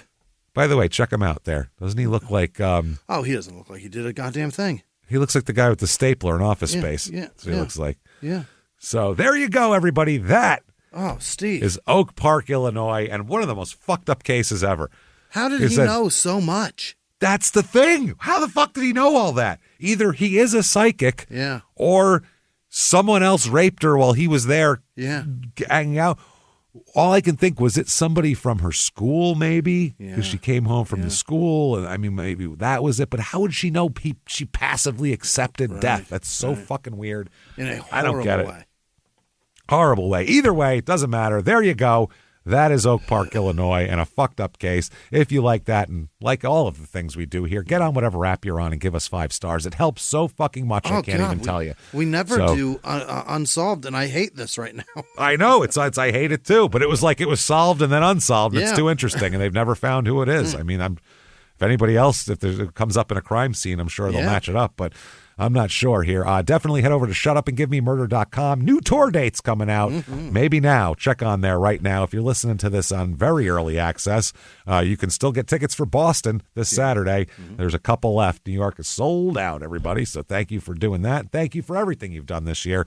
Can't wait to see everybody in 2025. We're fucking jacked for that shit. Great, certainly head over to Patreon, patreon.com/crime in sports. Get all your bonus material. Anybody $5 a month or above, you are going to get all the bonus material that we have. Hundreds of episodes immediately upon subscription. New ones every other week. 1 crime and sports, 1 small town murder. This week, what you're going to get for crime and sports, we're going to talk about terrible sports songs, meaning athletes singing, which is never good. Teams together, Macho Man, Randy Savage, it's all bad. Never good. And then for small town murder, we're finally going to do remote viewing. Apparently, the CIA thought it was possible for a guy to concentrate hard enough to see where terrorists are hiding. One guy can do it. Crazy. One guy can do it. Yeah, this guy is the only guy. That's why it's kind of on there. It works out perfectly. So check that out. Definitely patreon.com/crime in sports. Also follow us on social media. We are at Small Town Murder on Instagram, at Small Town Pod on Facebook. And now I would like to hear the names of the most wonderful goddamn people who, even if it was a dream, if they saw us being murdered, they'd help. Jimmy, hit me with those names like a tire iron to the forehead. This week's executive producers are Cody and Lainey Leversey. They're bringing a bunch of people to next year's shows. They're terrific people. Good people. I think they're trying. I don't know. That doesn't matter. I'm not going to talk about what they're trying to do. I think they're trying to have kids, but I'm not sure. They just got married, the crazy kids. I saw their post all nice people. I love that kid. Cody's fantastic. Anyway, Stephen Tott, or maybe Toe, T-O-T. I don't know if that's Toe. It could be Toe. It's Tot. All right. We're calling him Tot. He's a tater tot. There it is. Tot. Gary Howard, Noel Meeks. Gary. Yeah. Hey, congratulations, Gary. Oh, on that grandchild Gary's as kids well. are trying to have kids. There you go. Yes, Gary had a brand new grandchild, Yeah. and we'd like to say There you go. congratulations Good for to you, Gary Gary. on that. Good job, buddy. Regina Good job having a Bryholtz, kid a long time ago. Good job. I don't know what you had to do with it. He had a kid 25 years ago. Wouldn't be possible without it. Maybe he put his foot on the kid's ass and pushed him in deeper. I don't know. Get in there. Up toward the cervix. Let's go. Ropes, I'm telling. All right, Regina Bryholtz, Linda Cody, maybe. Mike Connor, the coolest police chief in America. Matthew Moore, Diana Worley. He's terrific. Good guy. Thanks, brother. I love him. Other producers this week: Peyton Meadows, Elizabeth Rockefeller, Janice Hill, Brock Hall, Abby with no last name, Emily Michigan, Clarence Bunch. I don't know if that's Michigan. That may have been a correction from Apple. I don't remember typing Michigan. Who knows? That might be Apple's Clarence problem. Bunch, Warren Taylor, Savannah with no last name, Lee Arnold, Jeffrey Thomas, 401 Ontario, Michael Chernick, that's an M. Stacy Crosby, Kristen Piper, Jason with no last name, Suzanne Jackson, Dot Jenkins, Spells Cast Art, Lisa Montoya Darling, Chalaway, Josh with no last name, Megan Russell, Kit Tiley, Teresa Tapscott, Allie Knowlton, Sarah Lewis, The Sin Hitman 97, Dorothea Sterling, Daisy May, Kelly Greenwald, Andy with no last name, Krista Johnson, Andrew with no last name, Leonard Phelan maybe, Liz with no last name, Ashley Smodich, Chris Weber, probably not. Chris, hey. Don't call timeout, Chris. Yeah. Check how many you have first. Timeout, Chris. Panda Sanchez, Jared Laurent, Emily Payne, Brianna Coda, Ratch with no last name. I imagine that's short for Rachel. AJ, Bryce with no last name, Or Charisma. Ratchet. You never know. Maybe. She may have They some could be just self-awareness. really self-aware. Yeah, that's all. She looks in the mirror and goes, they just call me Ratch. Fuck Charisma it. Hunter, Trevosky. What is? Oh, that's a V. Trevosky. Caroline Drenau, Tucker Lisping, Lars Quartz, Aaron with no last name, Jacob Tucker Magnum. can't help it. Ashley Marie, Renee Lynn. What was it? What did I I miss? said Tucker can't help it. He's lisping. Yeah, it's a part of life, man. He never grew up. Joe Dickinson, Laura Thierry, Tay with no last name, Taylor Martin, Duncan Lane, Austin Mason, Callie Smith, Karen Mays, Rob Ellis, Hunter Paulus, Holland Potter, Andrea Burton, Heather Neal, Brandon Machado, Calissa McAllister, Megan Derner, Jason Christ, Rick Weiss, Persephone. Persephone? Is that a name? Persephone, perhaps, if it's Italian? I don't know. Hey, it's a Persephone. Jen the dinosaur. Bud Dwyer, perhaps the best. Yeah, him too. Well Best done. press conference of all time. May many more have the fucking balls. Erica Longo, Bailey Bayless, Howard Haley, Hale, that's what it is. Yeah, the hell of Brent McNamara, Jeannie Larson, Sean Major, Love My Inc., David F., Amanda Hepler, Maria with no last name, Courtney Hall, Kyle with no last name, May with no last name, Claire and Nicola, Samantha Zuniga, Laurel Schultz, Laurel is what it is. Nicole with no last name, Molly Goggin, Travis Stotts, Dana Ranky Gums, Ashley Jackson, Lavinia Hale, Robin with no last name, Natasha Combs, Amber Gonzalez, Brandy, nope, that's Brandon, Bobby Willie Patterson, Natalie Miller, Ruby Joe, Johnny Ruiz, Andrew W., Allison Roberts, Otto with no last name, Brad with no last name, Aaron Atienzo, Crystal Taylor, Sonny with no last name, Kelsey Watkins, god damn it, Chris Scrivener maybe. Reading is hard, isn't it? It's the fucking worst thing really on the is. planet. All week. Melanie Gunther, and then as I finish one, there comes another. Shell with no last name, Jessica Garcia, Hell's Half Acre. I don't know if that's the place.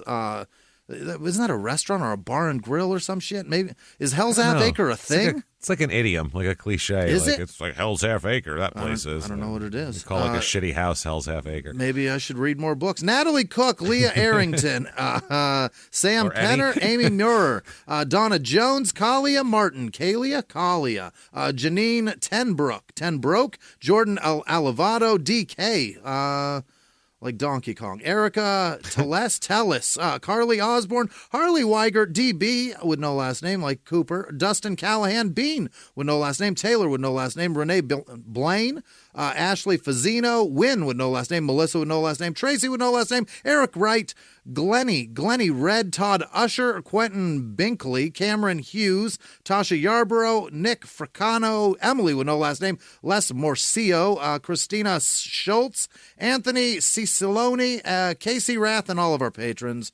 You know what you are. You're the best. Thank you so much, everybody. You're unbelievable. You're fantastic people. We cannot thank you enough for all that you do for us. And just thank you. Keep doing it. We love you so fucking much. We will be back and keep coming back. You want to follow us on social media. Everything is Sean. ShutUpAndGiveMeMurder.com. Drop down menus. Keep coming back and following us. And until next week, everybody, it's been our pleasure. Bye.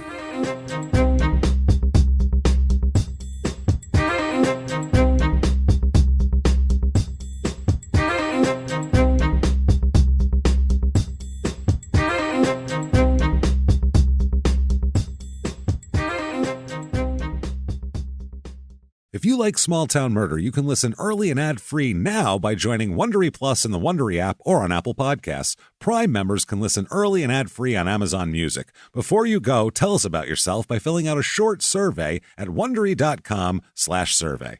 In the 1980s, a rosé swept the country. Hey, Mike, I really like this White Zinfandel. Well, good. Now put it down. I'm going to try another one. White Zin became America's top-selling wine. But most don't know that this sweet drink has a sour history. What began in 1986 with counterfeit bottles, a big fraud, a multi-million-dollar fraud, sent investigators chasing one of the most powerful families in the business, the Licciardis. But the closer the feds got to them, the more dangerous things became. It's a story of deceit. At the time, I was paranoid. Threats. You touch my kids, I will kill you. And murder. With a .22 caliber bullet to the head. What started with a scheme to mislabel wine spilled into a blood-soaked battle for succession. Welcome to Bloodvines. You can binge listen to Bloodvines exclusively and ad-free on Wondery Plus. Join Wondery Plus in the Wondery app, Apple Podcasts, or Spotify.